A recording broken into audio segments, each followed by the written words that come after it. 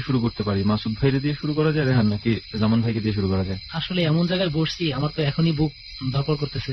কিন্তু এটা কিন্তু সত্যি কথা, এরকম একটা জায়গা না হলে কিন্তু জমে না। আসলে চারিদিকে কোনো লোকজন নাই, এখন তো একেবারে নীরব। আমরা 4 জন আছি, দেখা যাক কি হয়, যা ঘটার তো ঘটবেই। সেটা নিয়ে আমাদের মনে হয় কোনো ভয়ের কিছু নাই। জামান ভাই আপনি গল্প বলবেন নাকি মাসুদ ভাই গল্প বলবেন? জি, আপনারাই সিলেক্ট করেন। মাসুদ ভাই আপনারা দিয়ে শুরু করি, জামান ভাই কিছু মনে করবেন না তো? না না, ওকে। হ্যাঁ সুমন ভাই, আমি একটা অনেক আগের একটা গল্প বলতে চাই। বাস্তব, আমি নিজে একদিন এরকম রাস্তা দিয়ে যাইতেছিলাম, তো যাইতে যাইতে সামনে দেখলাম আমার লোক আছে। তখন আমাদের বাড়িতে টিভি ছিল না। কোন জায়গায় আপনি, কোন জায়গায় আপনার বাড়ি কোথায়? আমার বাড়ি খুলনায়, জাদ্দিপুর গ্রাম। কোন গ্রাম? ফুলবাড়ি গেট, জাদ্দিপুর গ্রামে। আচ্ছা আচ্ছা। তো আমাদের বাড়িতে টিভি ছিল না, তখন আমরা টিভি দেখতে যাইতাম। এটা কত সালের ঘটনা হতে পারে? এটা 92-93। ওকে। তো আমরা টিভি দেখতে যাইতাম, চেয়ারম্যান আমাদের চাচা হয়, ওনাদের বাড়িতে টিভি দেখতে যাইতাম। তো রাত্রে টিভি দেখে বাড়িতে আসার সময় আমি দেখলাম যে আমার সামনে লোকজন আছে, গুনগুন করে তারা হাঁটতেছে। তো আমি তাদের সাহসেই আমি হাঁটতে শুরু করলাম। আনুমানিক কয়টা হবে? 11টা, 11:30 হবে। আচ্ছা আচ্ছা। তো আমি তাদেরকে দেখে আমার আরো সাহস হয়েছে যে লোক আছে, এত রাত তাও তো বাহিরে লোক আছে। তো আমি হাঁটতে থাকি, এক পর্যায়ে আমি একটু এদিক সেদিক তাকানোর পরে লোকজন গুলা দেখলাম না। হঠাৎ করে তারা নেই বলতে মানুষ দেখছিলাম, কিন্তু পরে দেখলাম যে কুকুর হয়ে, কুকুর আমার সামনে দিয়ে কয়েকটা কুকুর চলে গেল। মানে আমি বুঝি নাই, মানে মানুষগুলাই কি আপনি চোখের সামনে দেখছেন? আমি ডানে বামে তাকায় দেখতে গেছি যে আরো কেউ আছে কিনা, বা আমার কিরকম একটু লাগলো। আমি এদিক সেদিক তাকানোর পরে সামনে তাকায় দেখি সেই লোকগুলা নেই, কিন্তু কয়েকটা কুকুর খুব দ্রুত আমার সাইড দিয়ে চলে গেল। কিন্তু কুকুরগুলা যাওয়ার পরে বিশ্রী গন্ধ, যে গন্ধগুলা আমি জীবনে কোথাও পাইনি। আর ওই মানুষগুলা যখনই দেখলাম না, যে গন্ধগুলা আমি জীবনে কোথাও পাইনি। আর ওই মানুষগুলা যখনই দেখলাম না, তখন আমি দৌড় শুরু করলাম। আর দৌড় শুরু করছি পরে ওই কুকুরগুলা আমার দিকে তাকায়, সবগুলা কুকুরই আমার দিকে তাকানো। আমি এক দৌড়ে বাড়ির ভিতরে ঢুকছি। বাড়ির ভিতরে ঢোকার পরে আর আমাদের বাড়িতে আল্লাহ রহমতে কোনো ভয় নাই, যার কারণে আমি। কেন ভয় নাই কেন আপনাদের বাড়িতে? অ্যাকচুয়ালি আমার আব্বা মসজিদে নামাজ কালাম পড়ায়, আর আমার আব্বা খুব পরহেজগার, আমার আম্মাও পরহেজগার, নামাজ কালাম পড়ে। আমরা সবাই নামাজি ফ্যামিলির লোক, কিন্তু আমি একটু ওই টিভি টুভি দেখতাম, ঘুরতাম এদিক সেদিক। তো রাত বিরাত আমি ভয় পেতাম না। আমি ছোটবেলা থেকেই একটু সাহস বেশি দেখাইতাম, যার কারণে মাঝে মধ্যে এইসব ঘটনার সামনে পড়তাম। আপনার কোনো বন্ধু বান্ধব বা পরিচিত কেউ কি এরকম ঘটনার মধ্যে পড়ছে এলাকায়, একই জায়গায় একই রাস্তায়? হ্যাঁ, এরকম যেমন আমি একটা দেখছি, আমার বন্ধু সে রাস্তা দিয়ে রাত্রে ঈশান নামাজ পড়ে আসার পরে ও আসতেছে, ওর বাড়িটা একটু জঙ্গলের ভিতর দিয়ে। তো ও দেখতেছে যে একটা মাথা শুধু লাফাইতেছে, শুধু একটা মাথা, কোনো মানুষ নাই। রাস্তার ভিতরেই, বাগান, চতুর্দিকে গাছপালা, সাথে লাগে ওর আগেই দৌড় দিয়ে চলে গেল। ও জায়গায় বেহুশ। আমার বন্ধুটার নাম মামুন, চিৎকার দিয়েই বেহুশ হয়ে গেছে। তারপরে অনেকে লোকজন দৌড়ে গিয়ে যায়, যখন হুশ আসছে, হুশ আসার পরে বইলা আবার বেহুশ হয়ে পড়ছে। তো ও এটা দেখা খুবই হয়েছিল, এটা আমরা শুনছি। এটা আনুমানিক কয়টার দিকের ঘটনা? এটা রাত্রে ঈশা নামাজ পড়ে, হাদিস বলে, অনেক আমলের কথা বলে, দেখেছে 10টার পরে আর কি। আচ্ছা মাসুদ ভাই, এই ঘটনাটা আপনি যখন শুনছেন তখন আপনি তো বিশ্বাস করছেন যে এই ঘটনাটা ঘটছে। আচ্ছা, আপনি কি এইসব ব্যাপারে বিশ্বাস করেন? জিন, ভূত, পরী, অশরীরী ব্যাপার? আসলে ছোটবেলায় তো অত কিছু বুঝতাম না, তারপরে যখন বলতো যে জিন আছে, ভূত আছে, তো মাঝে মধ্যে সাহস করে করে চলে যেতাম এক এক জায়গায়। কিন্তু যাই ঠিকই অনেক কিছু দেখার পরে এখন বিশ্বাস করি যে না, আছে। যেমন ভাই, আপনার কি মনে হয় এই ঘটনা আপনার লাইফেও কি এরকম কিছু আছে নাকি? হ্যাঁ, আমার অনেক কিছু মোটামুটি ঘটেছে। আপনার লাইফেরটা আমরা একটু শুনবো, তার আগে আমরা মাসুদ ভাইয়ের মনে আরো কিছু কাহিনী আছে না মাসুদ ভাই? সবাই একটা জিনিস সাবধান করে দিই, এই এলাকায় যদি কোনো ডাকমাক শুনেন বা কেউ যদি মনে হয় যেন কেউ একজন পিছনে আছে, ডাকতেছে বা কিছু, কেউ কিন্তু পিছিয়ে তাকাবেন না, ঠিক আছে? এই এলাকার লোকজন করে এটা আরো একবার একটু সাবধান করে দিই ভালো করে, যে যদি মনে করেন যে আপনার পেছনে হয়তো কেউ আছে বা মনে হয় যে কেউ ডাকতেছে বা কোনো ইশারা হচ্ছে, জাস্ট আপনি বলেন, আমাদেরকে বলেন বা একজন আরেকজনকে বলেন, কিন্তু পেছনের দিকে তাকাবেন না, ঠিক আছে? তো দোস্ত রেহান, তুই তো এই এলাকা সম্পর্কে একটা ঘটনা ছিল যে তুই বলছিলি মরক লাগার মতন ব্যাপার আছে। ব্যাপারটা একটু খুলেই বলি, যদিও এখানের মানুষ, এই এলাকার মানুষ এই শ্মশানঘাটের আশেপাশে এসে ওই বংশগুলোকে নিয়ে কথা বলে না। তো এখানে একটা স্পেসিফিক একটা বংশ ছিল, যে বংশ, যে হিন্দু বংশের জন্য এটা ছিল আলাদা। তাদের নিজস্ব অনেক সম্ভ্রান্ত পরিবার, তাদের নিজস্ব শ্মশানঘাট ছিল এটা। এখানে তাদের পরিবারের কেউ মারা গেলে শুধুমাত্র তারাই এখানে মরা পুরাবে। তো তারা একটা পর্যায়ে প্রথম, দ্বিতীয়, তৃতীয়, চতুর্থবার যখন মরা পুরায়, তখন তারা খেয়াল করলো যে এই শ্মশানটা হওয়ার পরেই তাদের পারিবারিক মৃত্যুর সংখ্যা বেড়ে যেতেছে। তো তখনকার আমলে ছিল যে না, একটা কিছু দিলে হয়তো দেবী তুষ্ট হবে, বলি দিলে হয়তো দেবী তুষ্ট হবে, এরকমও কথা আছে যে তারা নাকি যে না, এভাবে এটাকে করতে হবে, সরাইতে হবে। ব্যাপারটাকে, কিন্তু তারা অবশেষে যা হয়েছে সেটা হচ্ছে তারা শেষ পর্যন্ত চলে গেছে এই এলাকা ছেড়ে। এখন মনে হচ্ছে এই শ্মশানটা এখন ব্যবহার করা হইতেছে, খুব কারণ কম, আমরা খুব কম খুব ব্যবহার কম করা হলেও হয়। তুই দেখ আমরা যে অর্ধেক পোড়া কিন্তু কাঠ কয়েকটা হ্যাঁ। দেখছি, তার মানে হচ্ছে এটা খুব বেশি দিনের পুরনো না, হয়তো আজকে কালকের মধ্যে হইতে ব্যবহার পারে। করা হয়, এই শ্মশান এখন আবার ব্যবহার করা হয়। কারণ কি এখন তো আর বাংলাদেশ সেই আগের বাংলাদেশ নাই, এখন আমরা অনেক কিছু বুঝি, অনেক কিছু জানি, বুঝেন না? এখানে ব্যাপার আছে। এখানে কি আপনার যে আপনি যে বলতেছেন, আপনার কি ভয় লাগতেছে না? আসলে যাই না শুনে আসছি তো, একটা জিনিস বলতে পারেন যে আমি আর সুমন ঘুরি ভয় পাওয়া লেগে। হ্যাঁ ভয় পাওয়া হচ্ছে আমাদের শখ। আমরা এবার ওই মাসুদ ভাই মানে বলছিল মাসুদ ভাই লাইফে আরো কিছু ঘটনা আছে, তাই না মাসুদ ভাই? জি আছে। একটু শুনি দেখি। যেহেতু শ্মশান নিয়ে কথা বলতেছি আর আমরা শ্মশানের ভিতরেই বসা, তো শ্মশানের কিছু ঘটনা আছে। যেমন আমি এক সময় তখন বিশ্বাস করতাম না যে শ্মশানে এরকম হয় সেরকম হয়। অনেকে আমাকে বলতো যে ওদিকে যাও না, সন্ধ্যার পরে গেলে নাকি আর ফেরত আসা যাবে না। তো আমি বিশ্বাস করতাম না, কারণ ছোটবেলা ওদিকে যাও না, সন্ধ্যার পরে গেলে নাকি আর ফেরত আসা যাবে না।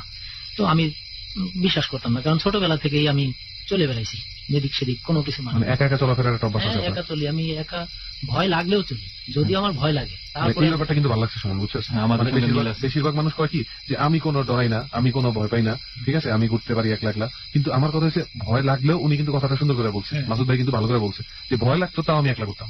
সেই শ্মশান ঘাটে আমি এরকম একদিন, সবাই বলতো যে যাও না, তো আমি ওই বিকেল টাইমেই যাইতাম।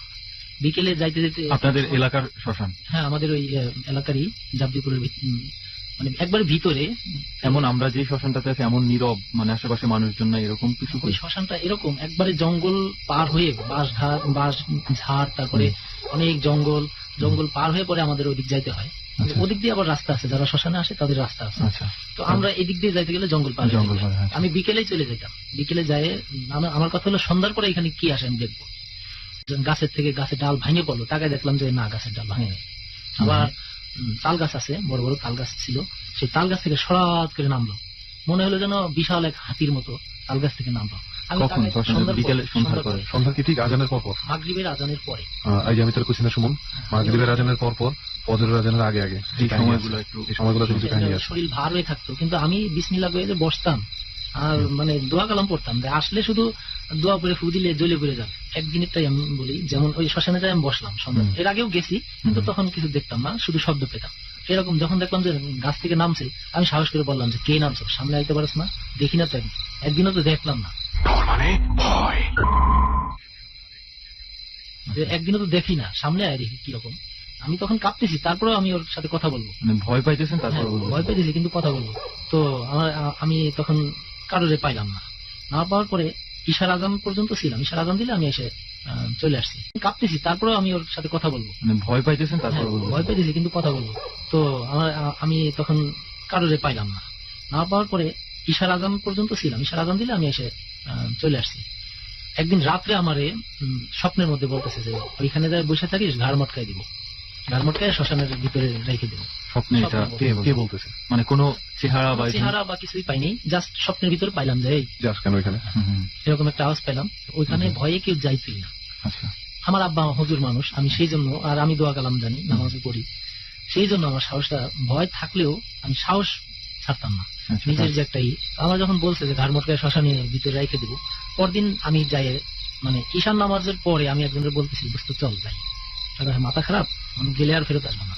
তো আমি গেলাম, যাওয়ার পথে ওই রাস্তা দিয়ে আমি যখন যাইতেছি, তখন হঠাৎ করে মানে দোয়া কালাম পরেই যাচ্ছি, যাইতে যাইতে বিশাল এক সাপ সামনে, ফোর্স লম্বা ছিলাম ধরেন 4 ফিট, 4.5 ফিটের মতো। তো আমার মাজার উপরে, মানে যদি সবল মারে তো পুরো আমার মাজার উপরে সবলটা করবে, এত বড়।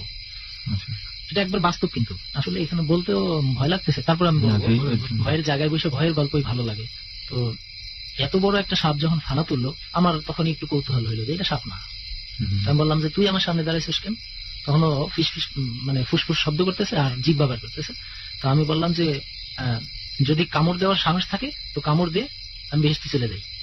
আচ্ছা, আমি বেহেশতে চলে যাই, আর যদি মনে করি যে না শয়তানি করতে আসছিস তাহলে সর। এরকম যখন বললাম, আস্তে মাথা নিচু করে ও সরে গেল, মানে ও আমাকে ভয় দিতে চাইছিল। তো আমি যখন বললাম যে সরে যা, তখন আস্তে মাথা নিচু করে লেজ গোটায় অমনি সোজা চলে গেল। আমাকে কামড় দিলে কিন্তু আমি শেষ, আচ্ছা, কিন্তু ও কামড় দিবে না, ও তো সাপ না। এর আগের একটা ঘটনা, আমি আমার বন্ধু বান্ধব নিয়ে আমি ছোটবেলায় সাপ ধরতে খুব ভালো লাগতো না, কিন্তু ও কামড় দিবে না, ও তো সাপ না। এর আগে একটা ঘটনা, আমি আমার বন্ধু বান্ধব নিয়ে আমি ছোটবেলায় সাপ ধরতে খুব ভালো লাগতো না। ছোট বড় 1 হাত 1.5 হাত 2 হাত এরকম সাপ আমি যেইখানে খবর পাইতাম যে সাপ আছে, সাপুরিও না বা কোনো গাছ গাছরা কিছুই আমার কাছে নাই, আমি যেভাবে হোক কৌশলে তার লেজ ধরতাম, কৌশলে তার লেজ ধরে এইভাবে ঘুরানো শুরু করতাম। আমার যে বলছিল আমার এক বড় ভাই, সাপ ধরে 21টা ঘুরানি দিবা বা 41টা ঘুরানি দিবা, খবর থাকবে না, ও মারা যাবে। 21টা কিংবা 41টা কেন, মানে যদি ছোট হয় 21টা দিলেই মারা যায়, আর যদি বেশি বড় হয় 41টা ঘুরানি দিলে মারা যায়। মানে ঘুরানিটা যদি জোরে হয়, লেজ ধরে শুধু ঘুরাইলে মারা যায়। আচ্ছা, একটা কথা বলতো মাসুদ ভাই, যখন এই সাপটা যখন আপনার মানে হঠাৎ করে সামনে এসে পনা তুলছে, আপনি তাকে মারছেন সাপে ফেলে 21টা 41টা ঘুরানি দিয়ে, আপনার কি মনে হয়েছে হঠাৎ করে যে এটা কি কোন রকম ভাবে প্রতিশোধ নিতে আসছে কিনা? না, এরকম মনে হয় না এই কারণে, কারণ আমি মার কাছে অনেক গল্প শুনতাম যে জিনেরা সাপের রূপ ধরে, শকুনের রূপ ধরে, হ্যাঁ ভয়ঙ্কর যেগুলো খারাপ ধরে। আমার মাথায় সবসময় কাজ করতো, বড় বড় শকুন দেখলে মানে টার্গেট থাকতো যে এটা শকুন না বা সাপ না। ঠিকই চলে গেল, যখন চলে গেল তখন আমি বুঝছি যে এটা তো সাপ না। এর আগে ওইরকম সাপ ধরে আমি ঘুরাইতাম, তো ওই সাপ ধরে ঘুরাই যখন মারতাম তখন থেকে আমার ওই সাপের প্রতি কৌশলটা জানা ছিল যে সবল দিলে আমি কতটুকু আগায় পিছিয়ে যেতে পারবো। সেটা করলো না, সেই সবল দিল না, আর তার ফেস দেখে আমি বুঝতে পারছি যে এটা সাপ না। চলে যাওয়ার পরে আমি সাহস করে চলে গেলাম যে না, এক বাধা তালে আমি অতিক্রম করছি। আরো অনেকে বলতো যে অমাবস্যা পূর্ণিমার রাত্রে অমুক জায়গায় গেলে অমুক গাছ তুলতে পারলে এই হয় সেই হয়, তো তখন তোলা যায় না, সাপে কামড় দেয়, বাঘে কামড় দেয়, বাঘ আসে, সাপ আসে, এরকম অনেক তথ্য অনেক সময় শুনতাম। তো আমি ভাবলাম যে তাহলে একটা বাধা অতিক্রম করছি। আমি আগায় গেলাম, সামনে গিয়ে ওই রাস্তা দিয়ে শুধু সাপ যাইতেছে, এই পাশে একবার যায়, ওই পাশে একবার যায়, ওই পাশে একবার যায়, ওই পাশে একটাই সাপ না অনেকগুলো সাপ। আমি হাইটে চলে যেতেছি, পাড়া দিলেও পার তলে পড়তেছে না, তো আসলে খুবই লাগতেছিল। কিন্তু আমার কথা হইলো যে যদি মইরা যাই সমস্যা নাই, আমি খুবই লাগতেছিল।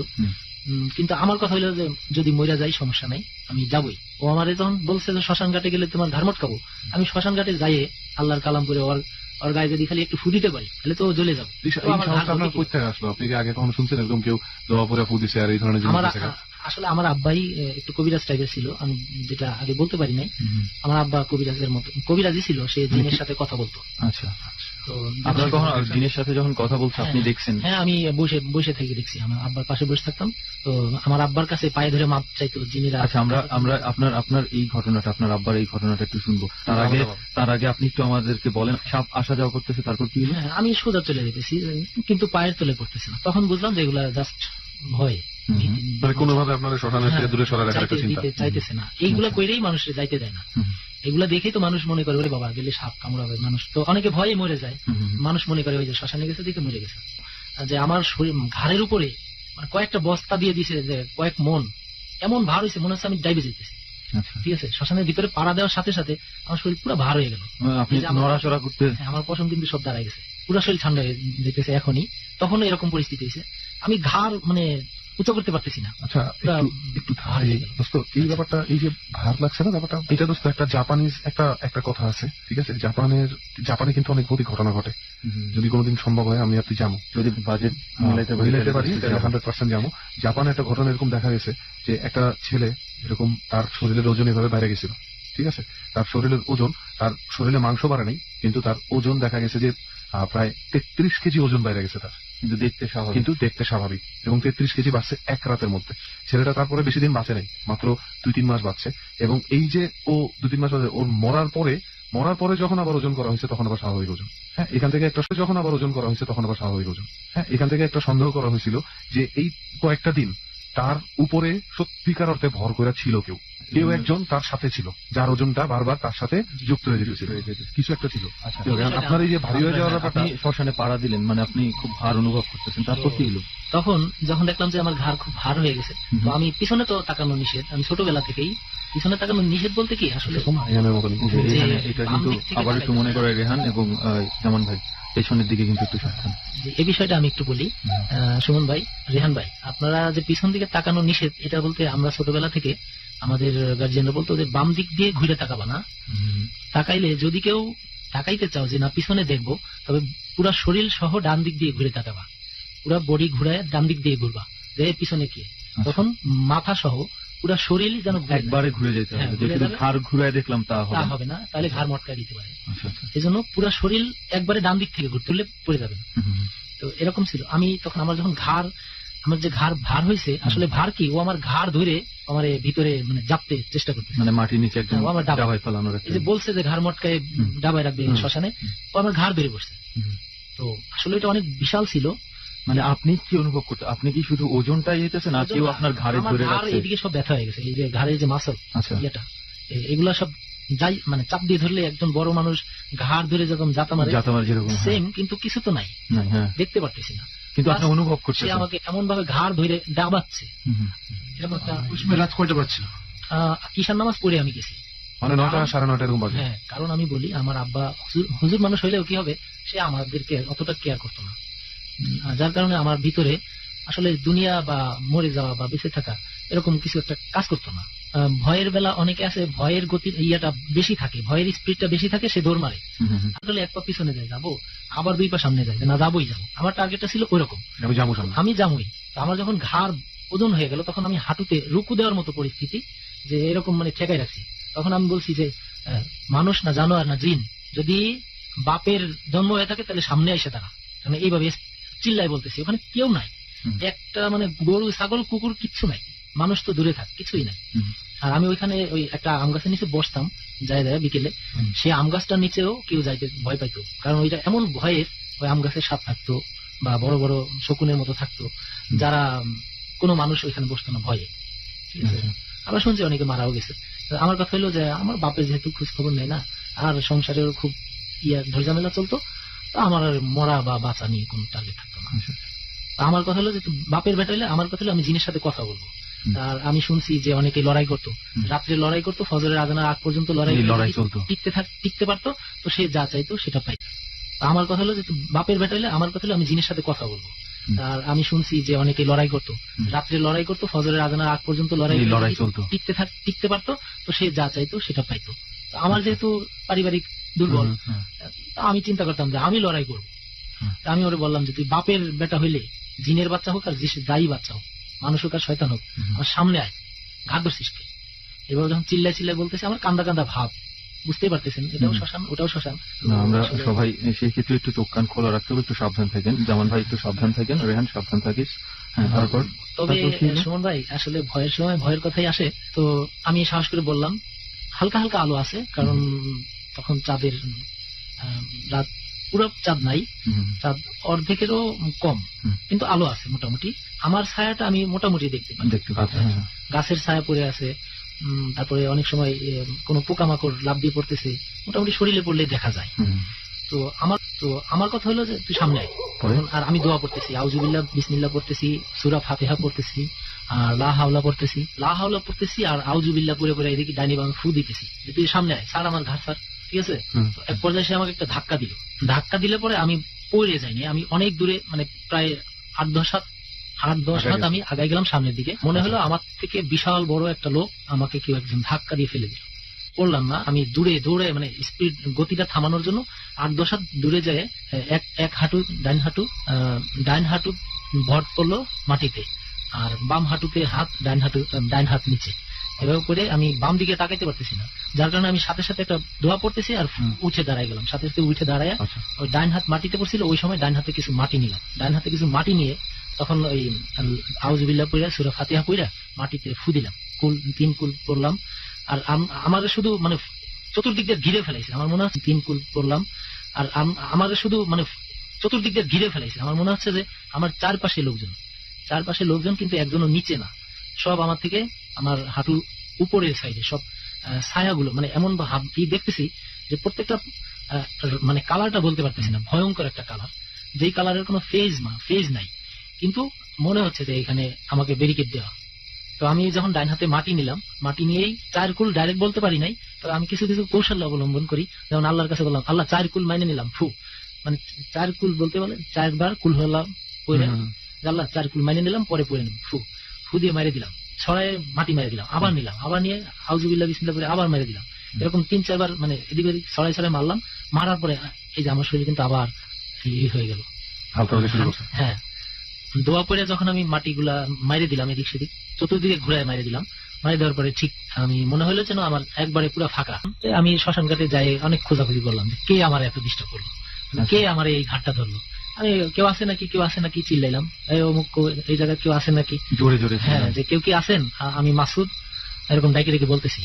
তো কোনো সারা শব্দ পাইলাম না, জাস্ট কয়েকটা পাখি উড়ে যাওয়ার মতো উড়ে গেল, মানে দেখলাম না, জাস্ট পাখি উড়ে গেলে যেমন গাছপালার পাতা নড়ে যায়, আচ্ছা আচ্ছা ছটফট ছটফট করে উড়ে গেল ফরফরায় একটা পাখির মতো, কিন্তু তাকাই দেখলাম কিছুই আর দেখতেছি কিছুই না। দেখতে পেলাম না। তো রাত তখন মোটামুটি ভালোই হয়েছে, সম্ভবত 12টার কাছাকাছি। তারপর কি চলে আসছেন ওখান থেকে নাকি ওখানে ছিলেন? চলে আসছি আমি ওই সময় যখন আসতেছি, তখন আসার পথে আমার একজন জিজ্ঞেস করলো কই গেছিলি, আমি Okay. তাকে চিনলাম না, উচ্চালন মানে অপরিচিত পাঞ্জাবি এই পরা, গ্রামের মধ্যে আর দেখেন নাই? হ্যাঁ কোনোদিন দেখি নাই, পাঞ্জাবি পরা, দাড়িওয়ালা, হুম, উঁচা লম্বা সাদা বয়স্ক লোক। হুম।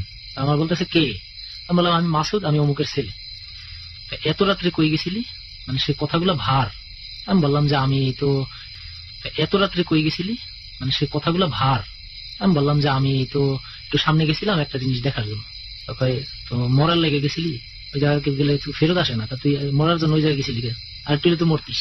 যখন এই কথা বলছে যে আরেকটু হলে তো মরতিস, তখন আমি বললাম যে আসলে বুঝতে পারি নাই, তো আর যাবো না।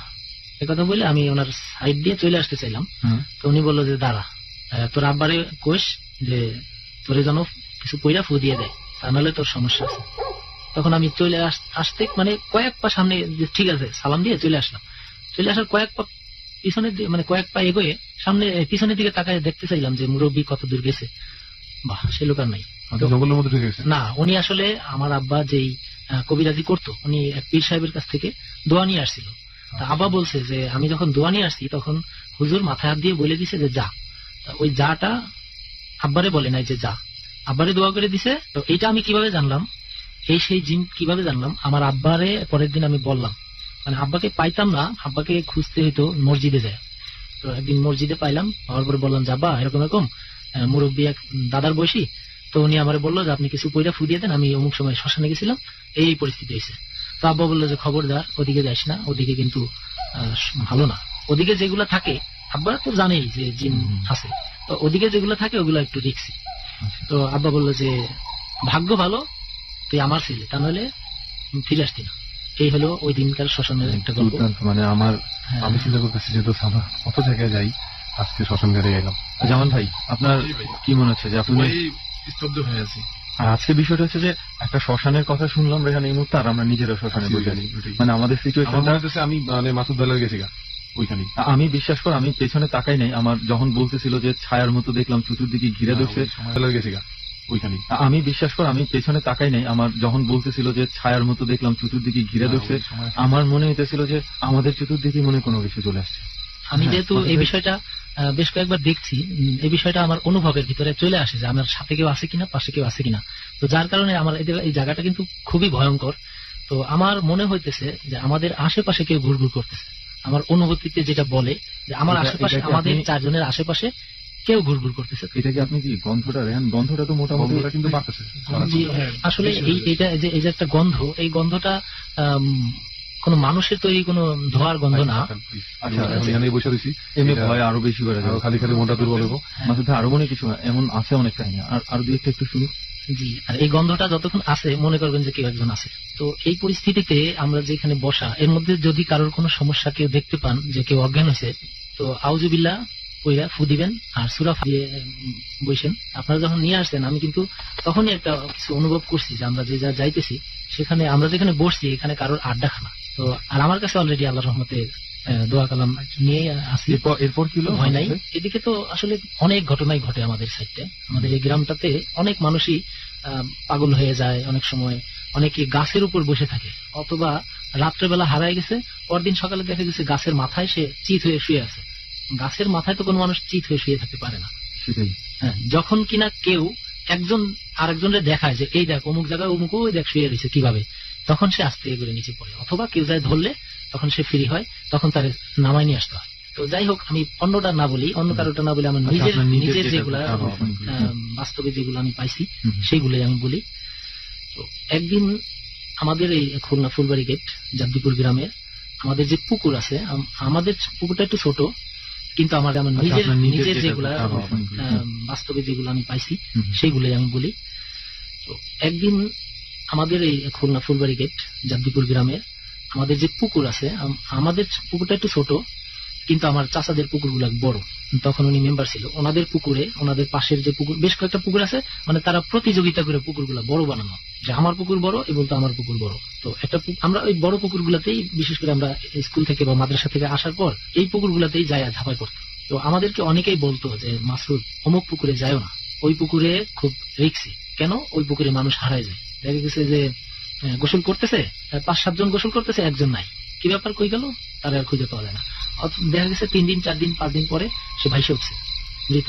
তো এসব ব্যাপারে সবাই একটু সতর্ক থাকতো। যে আপনার পরিচিতের মধ্যে কারো হয়েছে? আমার পরিচিত বলতে আমাদের গ্রামেরই কয়েকবারই পরে আর কি, একটা ছেলে একসাথে 7-8 জন গোসল করতেছে, পিছনের জন নাই, এরকম হয়েছে। একসাথে 7-8 দিছে, 7-8 জন, 7 জন, 6 জন আছে, একজন নাই। তো সবাই বলতো যে এখানে এরকমই হয়, বেজোর কেউ গেলে অথবা এক বাপের এক ছেলে বা এক মায়ের এক ছেলে গেলে তারা সুযোগ পাইলে তারা নিয়ে নিত। তো চেষ্টা করতো তারা নিয়ে ওইখানে পালার জন্য। ওইখানে তাদের নাকি পরিবার আছে, তাদের আছে, আপনার তাদের একটা এলাকা আছে, তাদের একটা রাজ্য আছে। আচ্ছা, তো ওই রাজ্যের ভিতরে ওরা এই মানুষ নিয়ে যাইতো। এটা কারা বলে, এটা কোথেকে শুনছি? এটা শুনছি আমাদের মুরব্বী, দাদা দাদি, তারপরে নানা নানি, মানে মুখে প্রচলিত আছে। এই পুকুরটা কোন জায়গায় একটু সুন্দর করে আমার একটু বলুন না ভাই। আমাদের এটা ফুলবাড়ি গেট গ্রামের নাম জাবদিপুর। আচ্ছা, তো এই পুকুরে সবাই নিষেধ করতো যে এখানে বেশি ঝাপাঝাপি করবা না, আর এখানে মাঝখানে যায় থাকবা না, মাঝখানে যাবা না। কারণ এখানে আগেও অনেক রেকর্ড আছে যে অনেকেই হারাই গেছে, পরে মৃত পাওয়া গেছে, অথবা কারোর পাওয়াই যায় নাই। এই আরেকটা ঘটনা আছে যে 12 বছর পরে ওই লোকটা ফেরত আসছে। মানে এই পুকুরে গিয়ে গায়েব হয়ে গেছে, যে 12 বছর পরে ওই লোকটা ফেরত আসছে।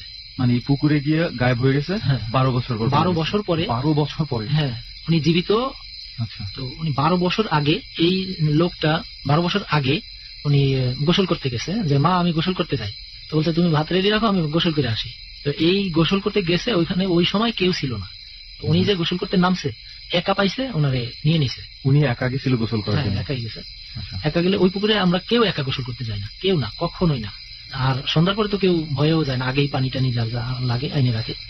তো এক পর্যায়ে উনি গোসল করতে যাই যে নামছে, তারপরে আর ওনারে পাওয়া যায় নাই। পরে উনি, আমরা তো বড় হয়েছি, আমাদের তখন আমরা চিনি না, উনি দাড়ি টাড়ি আছে, চুল দাড়ি সব, 12 বছরে যা হয় এরকম পরিস্থিতিতে উনি আইসে ওনার মারে বলতেছে মা ভাত দে। মানে হঠাৎ করে একদিন এসে বলতেছে 12 বছর। এর আগে যে কান্নাকাটি, খোঁজাখুঁজি, জাল মারা, ডুবুরি ডুবানো সব করা শেষ। ডুবুরিরা বললো যে না, এত যে গভীর, ওই পুকুরের মাঝখানে তো একটু ভাঙা একটু রেল লাইন আছে পাশে, আর ওই রেল লাইন দিয়ে আসা যাওয়া করে একটা গলির মতো হয়ে আছে, যেখান থেকে এগুলো নামে, দেওদত্ত বলে, এগুলো যেখান থেকে নামে ওইখান থেকে একটা গলি হয়ে যায়। এই পুকুর থেকে ওই পুকুরে যায়, সেখান থেকে একটা গলি হয়ে গেছে। আমি এখনো আপনাদেরকে ওইখানে দেখাইতে পারবো। তো ওই দাগগুলো আছে, যে এইখান থেকে ওইখানে গেছে একটা ভিজা স্যাঁতস্যাঁতে দাগ। ওই দাগটা আমরা ছোটবেলায় দেখছি, এখনো আছে। তো উনি 12 বছর পরে এসে বলতেছে মা ভাত দে। ওনার মা তো চিনতে পারতেছে না, তো বলতেছে যে কে তুমি? মা জিজ্ঞেস করতেছে আপনি কে? তো ও কাঁদতেছে, বলতেছে মা ভাত দে। ওইখান থেকে বলে দিছে যে, মানে ওনার যে নিয়ে রাখছে, নিয়ে রাখার পরে উনি রাজি হয় না, বিয়ে করবো ওনারে। উনি বলছে যে না, বিয়ে করবো না। এভাবে ওনারে রাখতে 12 বছর রাখার পরে বলছে যে এখন তুমি আমাদের আয়ত্তে চলে আসছো, এখন তুমি বাড়িতে যাই একটা সুযোগ পাবা। সেই সুযোগটা হলো এই ভেসে তুমি যাবা, যাই তুমি পরিচয় দিতে পারবা না, জাস্ট তোমার যেই রাখতে 12 বছর রাখার পরে বলছে যে এখন তুমি আমাদের আয়ত্তে চলে আসছো, এখন তুমি বাড়িতে যাই একটা সুযোগ পাবা। সেই সুযোগটা হলো এই ভেসে তুমি যাবা, যাই তুমি পরিচয় দিতে পারবা না, জাস্ট তোমার যেই পরিস্থিতিতে আসছিলা ওই পরিবেশটা ফুটাই তোলার চেষ্টা করবা। যদি তোমার মা তোমাদের চিনে তো ওয়েল থেকে যাবা, আর চিনে ধরে রাখতে পারে যে বাবা এটা আমার ছেলে, তাহলে তুমি থেকে যাবা, তাহলে আমরা তোমারে নিব না। আর যদি না চিনে তাহলে তোমার সাথে সাথে চলে আসতে হবে, আর যদি না আসো মুখ দিয়ে রক্ত পিঠে মারা যাবা, প্লাস বংশ ধ্বংস করে দেওয়া হবে। এরকম যখন বলা হয়েছে তখন উনি বারবার বলতেছে মা ভাত দে। উনি বলে কে তুই, আপনি কে?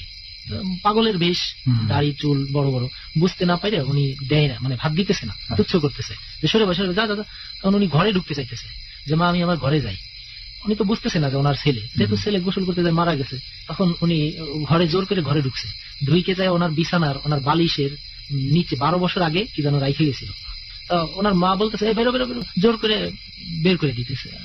ওই লোকটা বের হয়ে গেল, বের হয়ে যায়, মা ভাত দিলি না, এভাবে কান্নাকাটি শুরু করে দিয়েছে। তো যখন কান্না শুরু করছে তখন ওনার যেহেতু চিনে নাই, কান্নার ভাব দেখে বুঝতে পারছে এটা তো আমার ছেলে এরকম কান্ত। হুম। অনেক কান্না শুরু করার পরে এত স্পিডে উনি পুকুরের দিকে গেছে, ওনার মা দৌড়ে যায় আর দেখছে যে শুধু মানে অর্ধেক বডি আর পুরোটা হাইটে পুকুরের মাঝখানে চলে গেছে, আস্তে করে তলায়।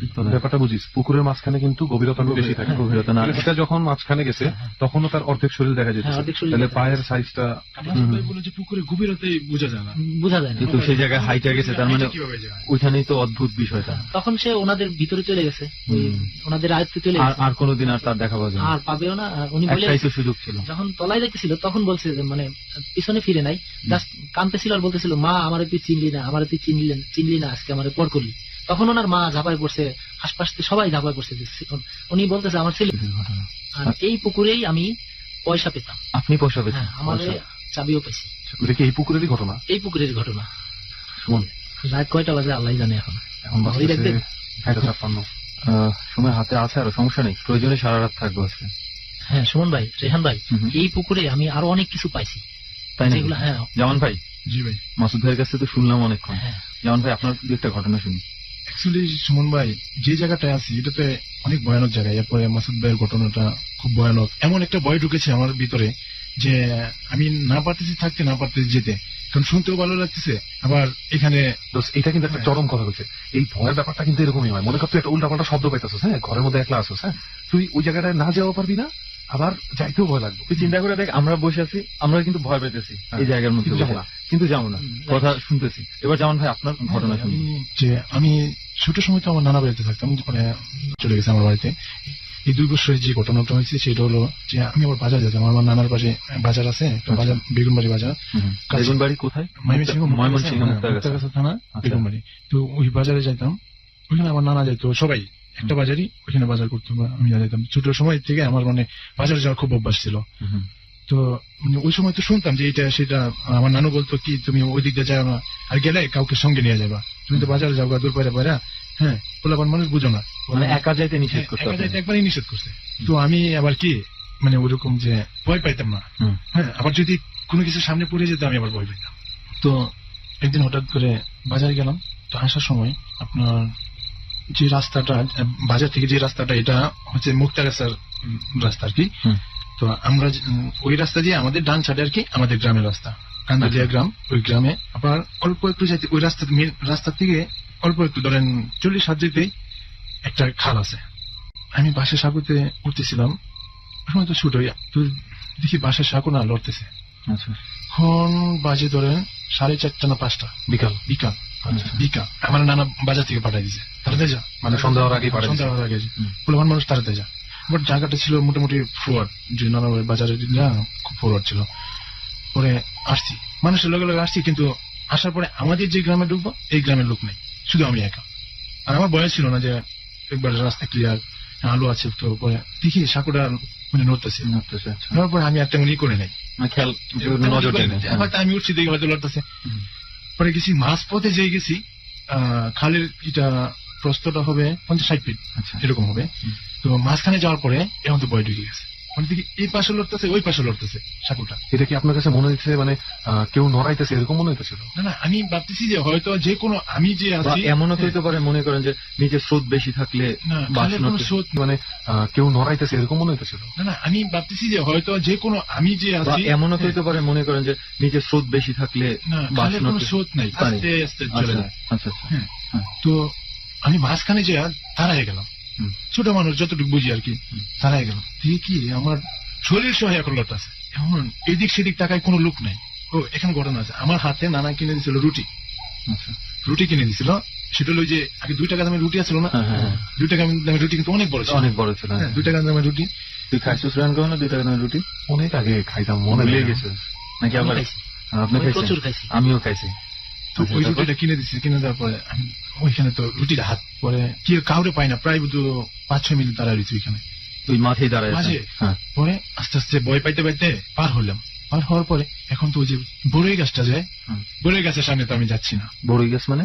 একটা বড়ই গাছ আছে আমাদের ওই রুটে, আচ্ছা। হ্যাঁ, খালটা পার হওয়ার পরে এখন তো ওই যে বড়ই গাছটা যায়, হুম। বড়ই গাছের সামনে তো আমি যাচ্ছি না। বড়ই গাছ মানে? একটা বড়ই গাছ আছে আমাদের ওই রুটে, আচ্ছা। হ্যাঁ, খালটা পার হওয়ার পরে একটা বড়ই গাছ আছে। পরে আমি না বড়ই গাছ দেখে না অনেক ই লাগতেছে। ওই সময় মনে হয় একটু সন্ধ্যার ভাব চলে আসতেছে, যে হুম। সূর্য অস্ত যাচ্ছে। হুম, হুম, হুম। তখন ভাবছি যে খেত দিয়ে চলে যায়, মানে বড়ই গাছটাতে যাইতে চাইতেছেন না কেন? ওই এখানে একটা কাহিনী আছে, যাইতে দোস্ত, আমি চাচ্ছি তোকে না, কই। কারণ ওই যে আমার নানু যে ভয় দেখে তুই ওই দিক দিয়ে যাইস না। হ্যাঁ, এটা তো একটা কারণ আছে, আরেকটা কারণ আমি মনে করাই দিই তোরে। সেটা যদি তুই মনে হয় জানোস কিনা আমি জানি না, যে শহরের দিকে যখন মানুষ মারা যায়, ঠিক আছে, তখন যে জায়গাটাতে গোসল করানো হয় ওই জায়গাটাতে বড়ই পাতা রেখে দেওয়া হয়।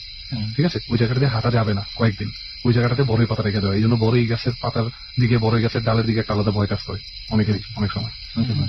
তারপর হচ্ছে ওই সময় আমাদের মানে আপনি যাতে বড়ই গাছটা নিচ দিয়ে আর যাওয়া না, লাগবে না তাহলে। খালের ওই পারে আবার ওই যে খামারি গাছ আছে না, খামারি গোটা হয়, হ্যাঁ, হ্যাঁ, ওই ধরনের গাছ ওই দিক দিয়ে সিরিয়ালে আছে। আচ্ছা। তো যেটা ঝালপি মারাই মোটামুটি, তো আমি চিন্তা করলাম যে ভাবলাম যদি আবার ওই দিকে ধরে, পরে চিন্তা করলাম এখন যদি আবার মাঝখানে যায় ধরে, পরে কতক্ষণ থুম মারে বসে রইলাম যে দেখি কেউ আসলে তাদের সাথে যাবো। পরে চিন্তা করলাম আমি খেত দিয়ে যাবো না, খেত দিয়ে আরো বেশি ভয় লাগে।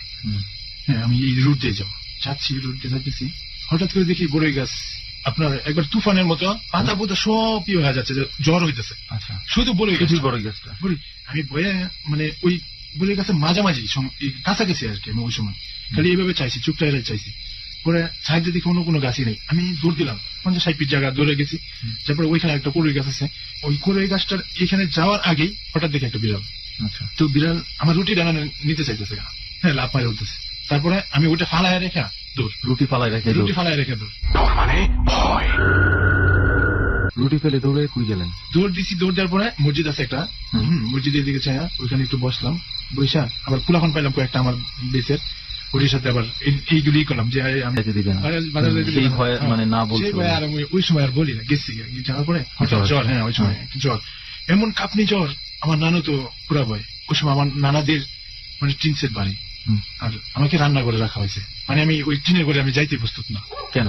শব্দ শব্দ শব্দ এমন মনে হচ্ছে। আচ্ছা, ঠিক আছে, তো আমার ওইখানে রাখছে, আর আমার নানু বলছে এখানে কেন? আমি বলছে না, এই আমার ভালো লাগে। হ্যাঁ, ওইখানে আবার একটা আমার চুকি বানানো আছে রান্না করে। আম্মুরে খবর দিল, আম্মু গেছে 1 দিন 2 দিন 3 দিন 4 দিন 5 দিন পরে আব্বা পরে ওই ওষুধটা নিয়ে গেছে। আগে যে ওষুধটা খাওয়া হয়তো এই ওষুধটা নিয়ে গেছে। নিয়ে যাওয়ার পরে এই ওষুধটা খাওয়া হয়েছে মোটামুটি ভালো। আমার আম্মু আর এখানে রাখলো না, নিয়ে গেল বাড়িতে। মানে আপনার নানার বাড়ি থেকে নিজেদের বাড়িতে নিয়ে আসছে। মোটামুটি ওইখানে ভালো, ওইখানে আর কোনো ভয়ও লাগে না।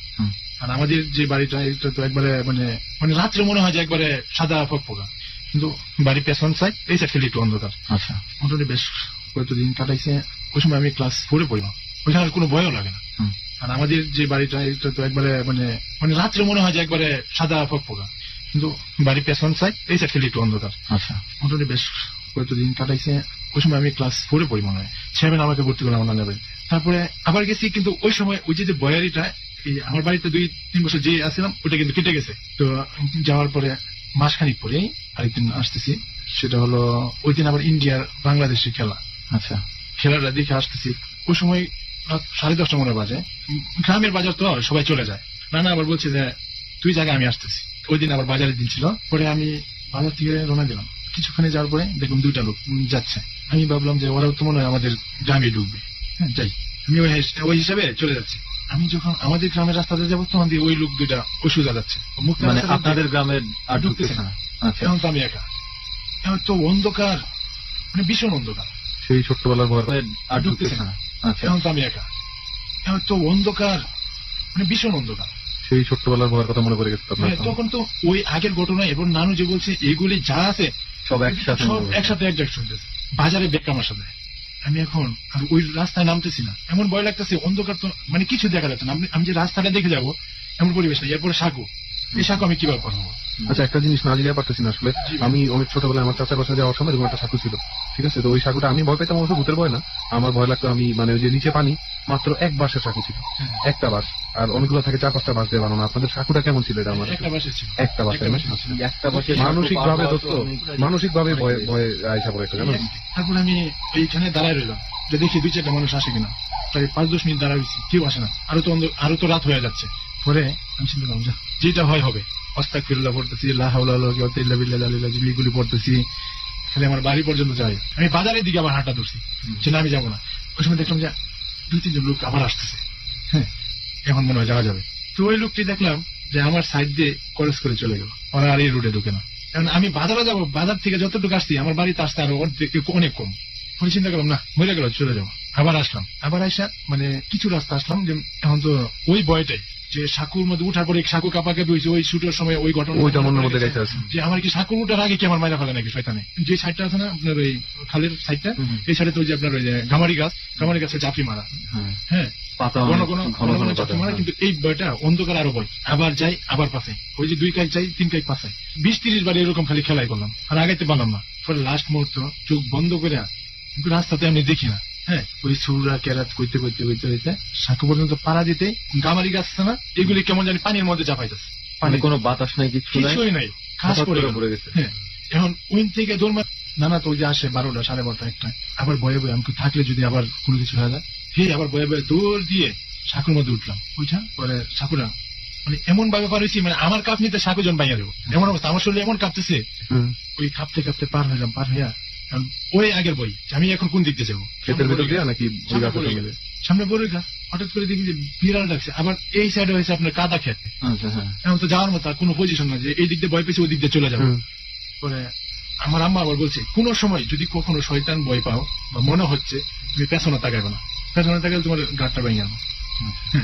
বড়ই গাছটা ছাড়াই ধরেন 10-15 হাত ছাড়াই একটা বট গাছ আছে, বিশাল বট গাছটার এত ঝাঁপড়ি মারা যে আপনার অনেক সময় সন্ধ্যার সময় অন্ধকার হয়ে যেত নিচে। ভাই একটু একটু যেমন একটু বুঝায় বলেন। ওই না, আমি তোরে বুঝাই, এটা হচ্ছে জাপড়ি মারা বলতে বুঝাইছে অনেক ঢালপালা অনেক আছে গাছপালা, অনেক এবং পাতা, অনেক পাতা, মানে আপনি ঢুকার মতো কোনো পজিশন নেই, ওই ঘন, গাছে যে আপনি ঘন। ঢুকবেন ঝোপ ঝাড় যারা হ্যাঁ, বলে। আচ্ছা মানে এবার এতই বুঝতে পাতা। পারছি। তারপর বলেন ওই না, আমি তোরে বুঝাই, এটা হচ্ছে জাপড়ি মারা বলতে বুঝাইছে অনেক ঢালপালা অনেক আছে গাছপালা, অনেক এবং পাতা, অনেক মানে পাতা, আপনি ঢুকার মতো কোনো পজিশন নেই, ওই ঘন, গাছে যে আপনি ঘন। ঢুকবেন ঝোপ ঝাড় যারা হ্যাঁ। বলে। আচ্ছা মানে এবার এতই বুঝতে পাতা। পারছি। তারপর ওই যে বট গাছ থেকে কি শস্য ওই যে জুজুর জুজুর করে শব্দ করে পানির মধ্যে কি পড়তেছে, কিন্তু আরেক বই ঢুকে গেছে, ওই দিকে আর যেতে পারতেছে না, এই ইন্দা বিড়ালে মেউ মেউ করতেছে, ওই দিকটা ওই ঝরঝরে শব্দ হইতেছে, মানে একটা জ্বরের মতো করে গেছে। আমি পরে কোনো সমস্যা পড়লে শয়তান ময়তান বা আবিজাবি দেখলে লাহলা কুয়াতে এইগুলোই পড়বা, এইগুলো পড়তে পড়তে পড়তে বইয়ে কাঁপতে কাঁপতে বাজারের বেগ আবার সাথে কাঁপতে কাঁপতে কাঁপতে চলে গেলাম, মানে একটু পারিলাম। ওই রাস্তাতে ঘোরার সময় একটা কোনা পড়ে আর কি, হ্যাঁ পরে ওই কিনারে একটা করে গাছ আছে, করে গাছের সামনে যে আমার বিড়াল হাজির, একই বিড়াল, ওই একই বিড়াল, কিন্তু আমি দেখতে পাচ্ছি না, অন্ধকারে দেখতে পাচ্ছি না, কিন্তু সে আমার সামনে দিয়ে হাঁটতেছে। তখন আমি দেখছি সে সামনের দিকে যাচ্ছে, আর ওই সাইডটা ডান সাইডে একটা বাড়ি আছিল, হ্যাঁ ওই বাড়ির পেছনে আবার একটা বাড় চার আছে, বিশাল একটা তেঁতুল গাছ আছে, হ্যাঁ যে তেঁতুল গাছে মনে করেন এর আগে অনেক লোকের নিয়ে গেছে, বসায় রাখছে, মানে অনেক সময় মানুষের রূপ ধরে বলতে এই ওদিক চল লয়ে যেত, তুই ওই দিকটা যাস কি এই দিকটা যা। এটা অনেক দেশে অনেক দেশে কলা গাছ অনেক ছিল, ভুলাই ধরছে। কলা গাছ ছিল, কলা গাছের ওই চিপা দিয়ে নিয়ে যেত, মানে ভালো রাস্তা রাখা বাজে রাস্তায় নিয়ে যায়। আচ্ছা, পরে তো পরে আমি কি করলাম, আমার সামনে দিয়ে বিড়াল যাচ্ছে হেঁটে, মানে এতই ভয় লাগছে যে আমি জোরে জোরে বলতেছিলাম, হঠাৎ করে বিড়ালটা নাই, মানে কান্দন কান্দন অবস্থায়। পাশে আর একটা পুকুর আছে, পুকুরে আবার কাটা তারে বেড়া আছে, হঠাৎ করে একটা শিয়াল না কুকুর কি হয়ে জানি আমার হাত লিয়া, মানে হাতের মাঝে ঘষা মেয়েরা দৌড় দিল। আচ্ছা, লাগে আমার এদিকে মনে হলো যে কাটা ফুটছে গা, এমন ওই অন্ধকার তো আর দেখি নাই, আমি এগিয়ে যাচ্ছি, মসজিদের কাছাকাছি যাচ্ছি, দেখি 5-7টা কুকুর এসে আমাকে গ্রাও। আচ্ছা, আচ্ছা, এই পাশে মসজিদ, আমি এই জায়গা রোডের পাশে মসজিদ, আমার মসজিদের পাশে ওইখানে কোনো মানুষজন নাই? আমার বাড়ি সাইডে বাড়ি, আচ্ছা, অনেক রাত হয়ে গেছে। পরে চোখ বন্ধ করে আমি দাঁড়ায় রয়েছি, কোনো কথা নেই, আমার শরীর কাঁপতেছে, আর মনে মনে লাহলা যে বলবো ওইটাও আর বলা হয় না, এমন অবস্থা হয়েছে। তো বন্ধ করে আমি দাঁড়ায় রয়েছি, কোনো কথা নেই, আমার শরীর কাঁপতেছে, আর মনে মনে লাহলা যে বলবো ওইটাও আর বলা হয় না, এমন অবস্থা হয়েছে। তো পরে আমি কি করলাম, চোখ মন যে মানে দৌড় দিলাম, মানে চোখ বন্ধ করে দৌড় দিলাম, যেটা মানে চোখ সামনে যে উষ্টা খায় পড়ে গেছি, কিছুক্ষণ যে উষ্টা খায় পড়ে গেছি, মানে 10-12 হাত জায়গা গেছি, বাড়ি কাছাকাছি পড়ছি, এরপর মোটামুটি একটা সাহস আসতেছে আস্তে আস্তে। তো ওই দিকে ঢুকছি, ঢুকার পরে আমি জীবনেও দেখি নাই যে আমার নানার বাড়ির সামনে এমন যে ভয়ানক কিছু আছে। তো ওই দিন আমার কাছে বাড়ি ঢুকার আগে কবরস্থান আছে, কবরস্থান যেখানে আমার নানা যারা মারা যায়, মানে পারিবারিক কবরস্থান, এত লোকের কবর দেওয়া হয় নাই, মোটামুটি একটা নতুন তো দেওয়া হয়েছে। কবর আগে যে জায়গায় দিত ওই জায়গায় কি নাই, জায়গা বন্ধ হয়ে গেছে, এখন নতুন দিতেছে, মোটামুটি কয়েকটা কবর হচ্ছে। তো আমি ওই জায়গাতে নামলাম, আসতেছি, হঠাৎ করে কি জানি আমার সামনে দাঁড়ায় গেল, অনেক উঁচা মনে হলো। এখন তো আমার মানে ভিতরে কিছুই নাই, যে আমার বাড়ির সামনে এমন, আমি এমন একটা চিৎকার দিছি। কি দেখলেন আপনি ওটা? মানে মানুষ, মানে মুহূর্তে অন্ধকার তো কিছু দেখতে পাচ্ছি না। পরে আগা যাবো দেখি আমি আগাইতে পারতেছি না, আমি এমন চিৎকার দিছি যে চিৎকারের যন্ত্রণায় নানু আবার মাঝে মাঝে সজাগ পাওয়া যায়। হ্যাঁ, যেখানে আমি ওখান থেকে আমার নানুর ঘরটা হচ্ছে মিনিমাম 40 হাত দূরে। আচ্ছা, তো আমাদের আবার ওই কবরস্থান, তার পাশে আবার লেবু বাগান। তো অন্য তো লেবু বাগান তো আবার অনেক জঙ্গলের মতো দেখা, মানে ঝুপড়ি আকারে থাকে, ওটা আর কি আমাদের বাইরের পাশে আর কি। আবার সাইডে শুনে যে কাঁদতেছে, অনেকক্ষণ দৌড়াচ্ছি, কিন্তু আপনি জায়গা থেকে নড়তেছেন না, আমি জায়গা থেকে নড়তেছি না। মানে মানে- ইলিউশনটা বুঝতে পারছো সেখানে, মানে ওনার কিন্তু মনে হইতেছে যে উনি দৌড়াইতেছে, কিন্তু জায়গা বদলে মানে একটা ঘোরের মধ্যে সার্কেলের মধ্যে আটকে গেছে। এই জিনিসটা কিন্তু আগেও শুনছি, কিছু মানুষের ক্ষেত্রে এরকম হয়, বন জঙ্গলের ভিতরে ঢুকলে মূলত হয় জিনিসটা, যে একই জায়গার ভিতরে ঘুরপাক খাইতে স্বপ্নের মতো। এবং কোনোভাবেই অরিজিনাল পথ কেউ খুঁজে পাইতেছে না। মানে আমি অনেকক্ষণ ধরে, কিন্তু আমার নানু ওই সময় তো ওই যে মানে কুফি বাতের যুগ, আমার নানুদের ঘরে আবার হারিকেন আছে, আচ্ছা হারিকেন সবসময় একটু জ্বালানো থাকে। নিয়ে গেলি না, হ্যাঁ আমার এখানে থয়ে গেলি, তুই কি লেগে একলা গেলি, আমার লই যাইতি, হ্যাঁ আমি তোর সাথে যেতাম গা, হ্যাঁ এমন মানে মহিলা কণ্ঠ নাকি পুরুষ কণ্ঠ? হ্যাঁ মহিলা কণ্ঠ, মহিলার যেমন কান্দে না এভাবে কান্দে আছে কবরস্থানের ভিতর থেকে। হ্যাঁ কবরস্থানের উপরে। আমি কিন্তু দৌড়াচ্ছি প্রায় কতক্ষণ দৌড়াচ্ছি আমি নিজে বলতে পারবো না, শরীরে মানে এত ঘাম ঝরতেছে প্রচুর। ওই কান্না শুনি যে পরে এমন সময় বলে আমার লয়া যাক, তো আমার কাছে মনে হচ্ছে সামনে আবার মনে হচ্ছে আমি যে রাত, এটা মনে হচ্ছে যে আমি আলোর মধ্যে দৌড় পড়তেছি।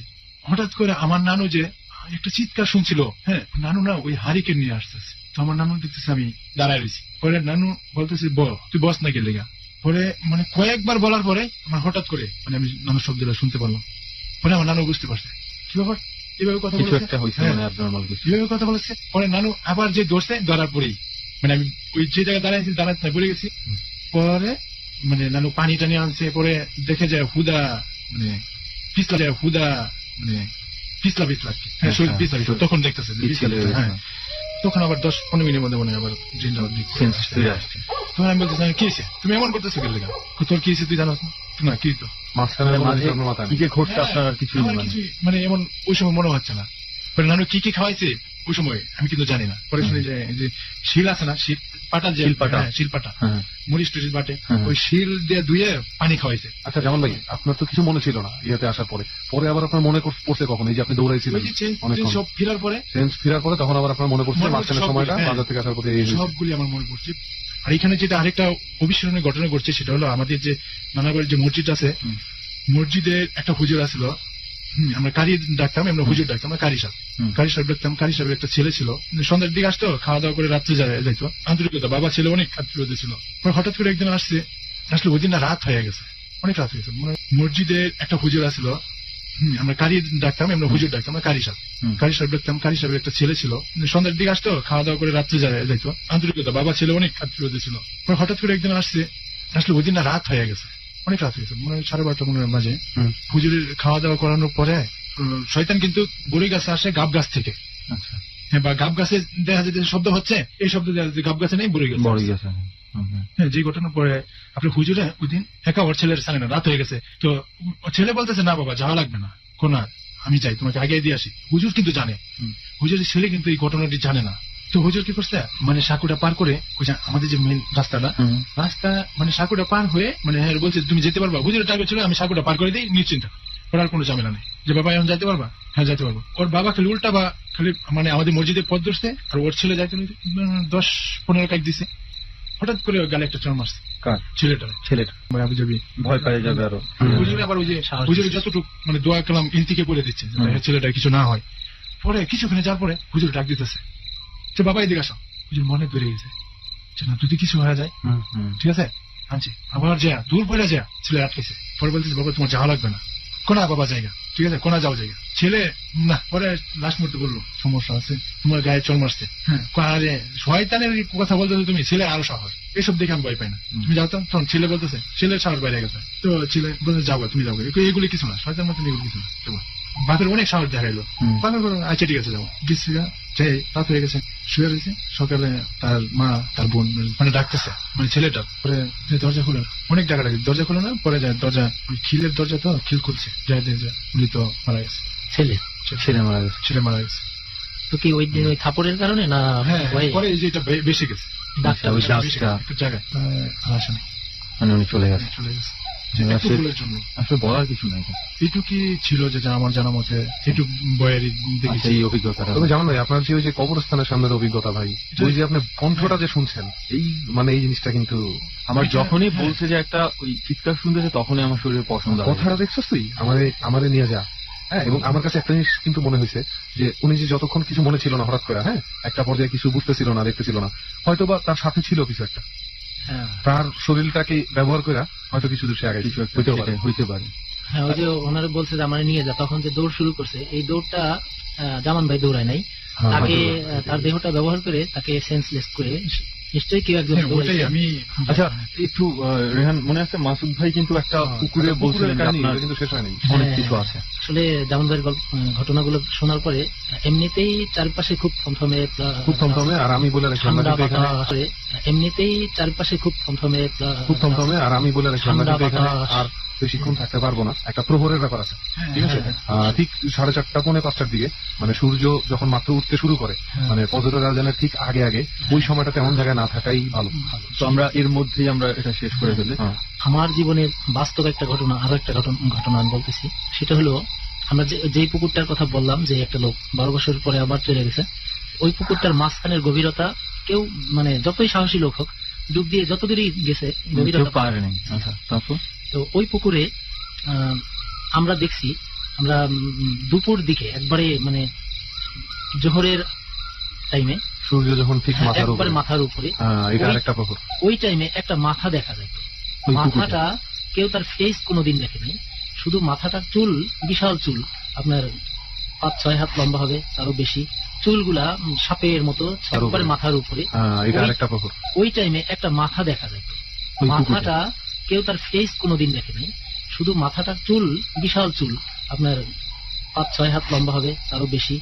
চুলগুলা সাপের মতো ছড়াই থাকতো, আর ওটা ভাসতো। এটা দেখার সন্ধ্যার পরেও আপনারা দিকে- পুকুরে নামতেন? হ্যাঁ, মাঝখানে সহজে কেউ যাইতাম না।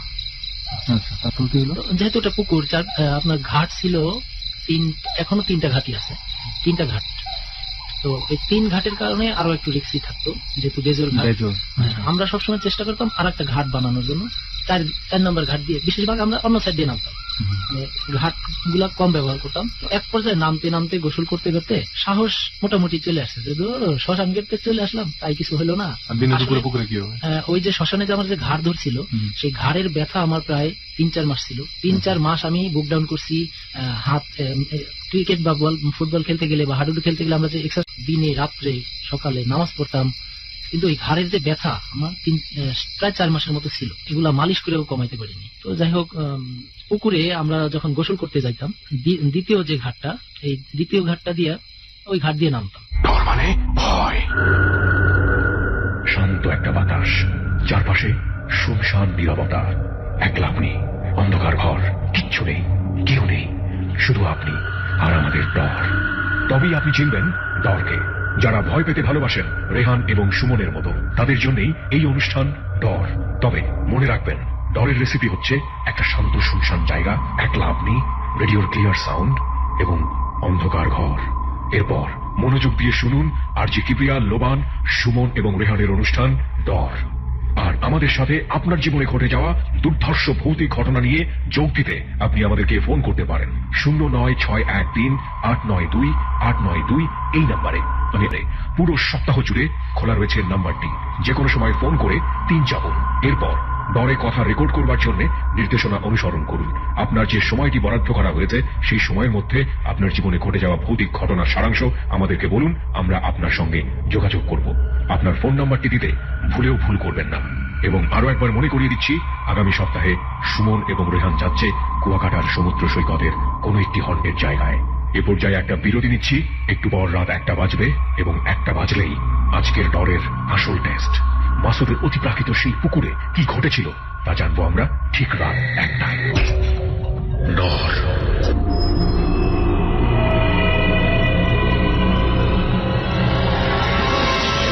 ডর মানে ভয়। আপনি কি বিশ্বাস করবেন, প্রায় 2 দিন ধরে আমার বাম চোখের পাতাটা লাফাচ্ছে এবং এটা নিয়ে এক ধাথাও প্রচলিত রয়েছে, অশুভ শক্তিও বলে থাকেন অনেকে। গত রাতে একটা অশরীরী হাত বেশ কয়েকবার আমার গলাটা চেপে ধরেছে। খুব আপনজনের মৃত্যু হয় আমাকে ঘুম থেকে বারবার জাগিয়ে দিয়েছে। আমি জেগে গেছি এই কারণে, মরতে ভয় লাগে। মরার ভয় সবারই হয়, বিশ্বাস করুন আর নাই করুন। আমি আর জিকিবিয়ার জীবনে গত 2 রাতে এই ঘটনাগুলোই ঘটেছে। বিগত 2 দিন আমার সাথে যে ঘটনাগুলো ঘটেছে, প্রতিটি মানুষের জীবনে, ব্যক্তিগত জীবনে এরকম অযৌক্তিক অনেক ঘটনাই ঘটে থাকে, যেগুলোর যুক্তিসিদ্ধ উত্তর আমরা কখনো খুঁজে পাই, কখনো খুঁজে পাই না। কিন্তু এই ঘটনাগুলোর পেছনে অনেক বড় একটা জায়গা জুড়ে থাকে ভয়। আমরা ভয় পেতে ভালোবাসি। সুমন এবং রেহান আমরা প্রত্যেকেই জেনে হোক কিংবা না জেনে হোক ভয় পেতে ভালোবাসি সুমন এবং রেহানের মতো। তারা ছুটছে বাংলাদেশের নানা ভৌতিক জায়গায়। যদি আপনিও যেতে চান তাদের সাথে, বলতে চান আপনার জীবনের ভৌতিক ঘটনাগুলো, তবে এক্ষুনি ফোন করুন 09613892 এই নাম্বারে। আবারও বলছি 096138 এই নাম্বারে। আবারও বলছি 09613892 এই নাম্বারে। এখানে ফোন করার পরে আপনি 3 চাপবেন। তারপর নির্দেশনা অনুসরণ করে আপনার জীবনে ঘটে যাওয়া ভৌতিক ঘটনার সংক্ষিপ্ত বিবরণ এখানে রেকর্ড করবেন এবং অবশ্যই আপনার ফোন নাম্বারটি দিতে ভুল করবেন না। আমরা খুব শীঘ্রই আপনার সঙ্গে যোগাযোগ করব। এমনও হতে পারে আগামী সপ্তাহে আপনি আমাদের সাথে যাচ্ছেন কুয়াকাটার সেই নির্জন জায়গায় কোনো একটি হন্টেড প্লেসে, এবং আপনার গল্প শুনবে বাংলাদেশের লাখ লাখ মানুষ। প্রিয় শ্রোতা, মহিপালের সেই গা ছমছম করা শ্মশান ঘাটে সুমন এবং রেহানকে আপনারা এই মুহূর্তে শুনতে পাচ্ছেন। কিন্তু মনে রাখবেন, এই অনুষ্ঠানটি পুরো সপ্তাহ ধরে রেকর্ড করা হয়েছে, সেটা আপনাদের জন্য এই মুহূর্তে আমরা পরিবেশন করছি। চলুন তাদের কাছেই আমরা ফিরে যাই। দোস্ত, এই ব্যাপারটা খেয়াল করছো? এই যে ঘাড় ব্যথার ব্যাপারটা, হ্যাঁ, এই ব্যাপারটা কিন্তু একটা জিনিস খুব সুন্দর করে প্রমাণ করে যে এইরকম অশরীরী কোনো কিছুর ভয় বা যেটা আমরা দেখছি এগুলো পুরোপুরি মানসিক ব্যাপার। হ্যাঁ, কিন্তু হঠাৎ করে আবার দেখ এই ব্যথাটা কিন্তু শারীরিক। আমার সময় অনেক সময় সবাই বলতো যে ঘাটের কাছে নাকি ওই চুলগুলা ভাসে, আর এই চুল দিয়েই মানুষ পেঁচায় নিয়ে যেত। তো এর আগে যত মানুষ হারাইছে বা কেউ যদি ছুটে আসছে অনেকে, যেমন আমার জানা মতে আমার এক বড় ভাই, উনি ওরকম গোসল করতে নামছে, তার ঘাটের প্রায় শেষের দিকে বুক পানিতে নাইমা উনি গা ডলতেছে, উনি টের পাইছে যে পুরো চুলে ওনার এক পাও জড়াই ধরছে। জড়াই ধরার পরে উনি এই টাইনে নিয়ে গেল আমারে, এরকম যখন চিলাচিলি শুরু করছে। তো আশপাশে আমরা অনেকেই ছিলাম, আমরা তো ছোট, বড় অনেকে ছিল। গোসলের টাইমে বেশিরভাগ পুরুষ ছেলেরা আমরা এক টাইমে গোসল করতাম, কারণ গোসল করে আমরা নামাজে যাবো। আচ্ছা আচ্ছা। তো সবাই মিলে টানাটানি করে অনেক কষ্টে উঠাইছি। তো তার পায়ে দাগ ছিল, যে কিছু একটা পেজ দিছিল। আপনি দেখেছেন সেটা? হ্যাঁ, সেটা আমরা বাস্তব দেখা। আচ্ছা। তো আমরা একবার শেষের দিকে সিঁড়িতে নামতাম না, তো 4-5টা সিঁড়ি পার হইলে নিচে নামলেই পায়ের কাছে কিছু একটা ভাবলো আমার। আমি গোসল করতে নামছি, আমি দোয়া কালাম পড়ে ফরজ নিয়মে যেভাবে গোসল করে আমি ওইভাবেই নামলাম। আমার পায়ের ভিতরে গোল গোল কিছু একটা বাঁধার পরে আমি হাত দিলাম, পায়ের নিচে হাত দিলাম, হাত দিয়ে তোলার পরে দেখি পয়সা। তো ওই সময় ছিল আপনার তখনকার 10 পয়সা, 5 পয়সা ছিল, 4 আনা ছিল, 8 আনা ছিল, কিন্তু আমি পাইলাম আনা। সেটা ছিল সম্ভবত 1 আনা, তারপরে 5 আনা। তাহলে আপনি মানে 35-40 বছর আগের মানে সেই আনাগুলো পাইতাম আমি, খুব বেশ কিছু আনা পাইছি, আধা আনা, 1 পয়সা, এরকম। আমার বড় বড় মানে সেগুলোর কোনো ইয়া পাই না, এটা কোন দেশের। আমি মসজিদের হুজুরে দেখাইছি, আমার চাচাদের দেখাইছি, মুরব্বীদের দেখাইছি, যেটা কোন দেশে। তা আমার ভয় দিত, প্রথম দেখাইতাম না, প্রথম নিয়ে জমাইতাম, পয়সা পাইছি।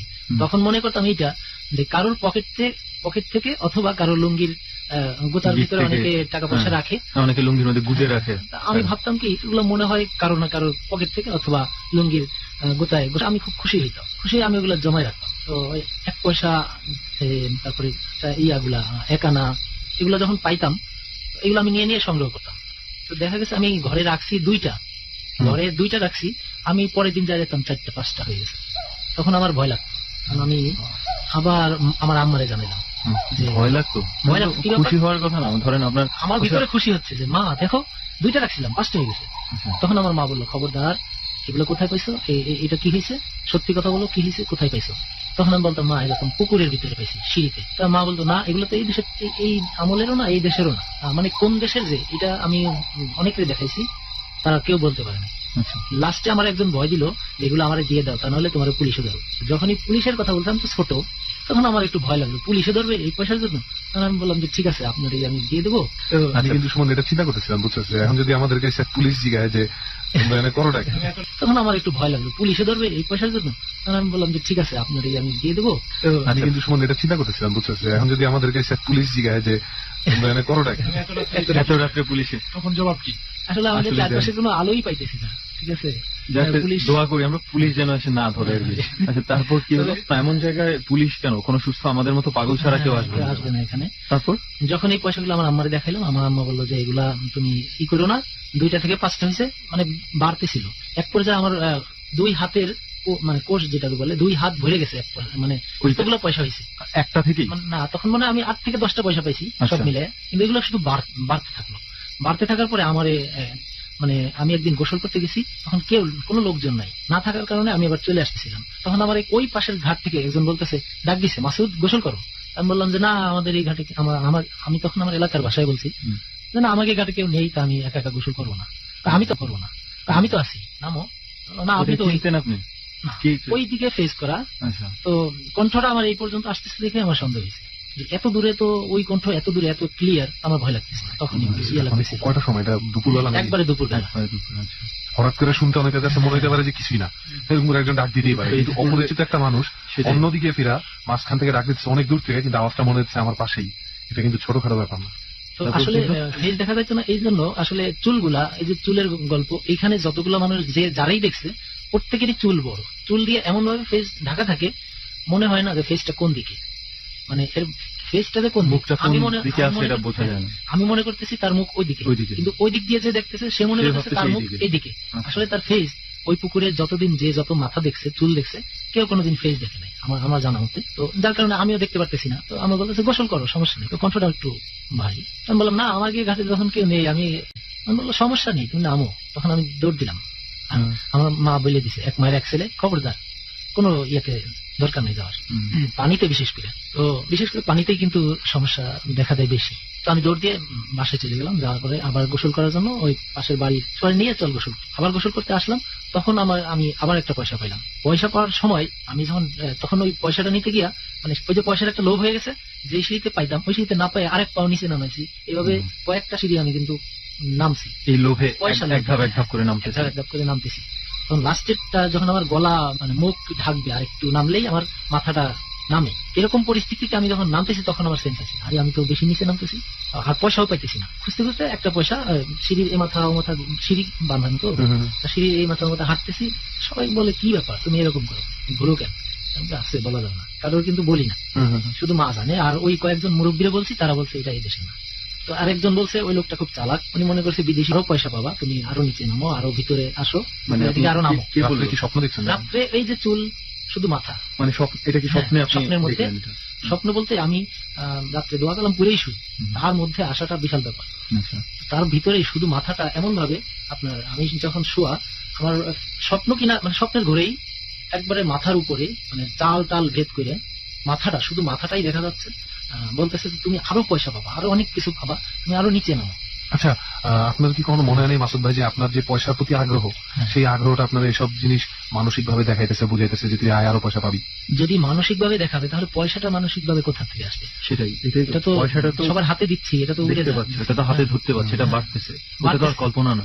তার ভিতরে আমি যখন ঢাইলা হাতে নিছি, পুরো হাত ভরে গেছে, সব মিলে। তো এটা কল্পনা আসলে ভাবার কিছু ইয়ে নাই। তো আমার মারে যখন দেখালাম, ওই রাত্রে যখন আমার বললো যে আরো পয়সা পাবা, আরো কিছু পাবা, অনেক কিছু পাবা, এই মাথাটা মানে শুধু মাথা থেকে, মানে চালের ওখান থেকে, হ্যাঁ, উনি ভাসমান, শূন্যের উপরে ভাসমান। তারপর কিন্তু যখন এই স্বপ্নে দেখলাম যে এই, তখন থেকে আমি বুঝছি যে না, পুকুরে আসছে, ঠিক আছে। অনেকে বলতো মাথা দেখতাম বা চুল দিয়ে ধরছিল, সবই তখন বুঝলাম যে ঠিক আছে। তো আমি আর নিচে নামি না, আমার আব্বারে, তারপরে আমার আম্মারে, সবার কাছে যখন বললাম যে আমি রাত্রে এই দেখছি, তখন আম্মা বললো যে তুমি, আমার কিন্তু শরীর কাঁপতেছে, ঠিক আছে, স্বাভাবিক। এই জন্য ওই সময় আমার খুব কাঁপাকাঁপি অবস্থা ছিল।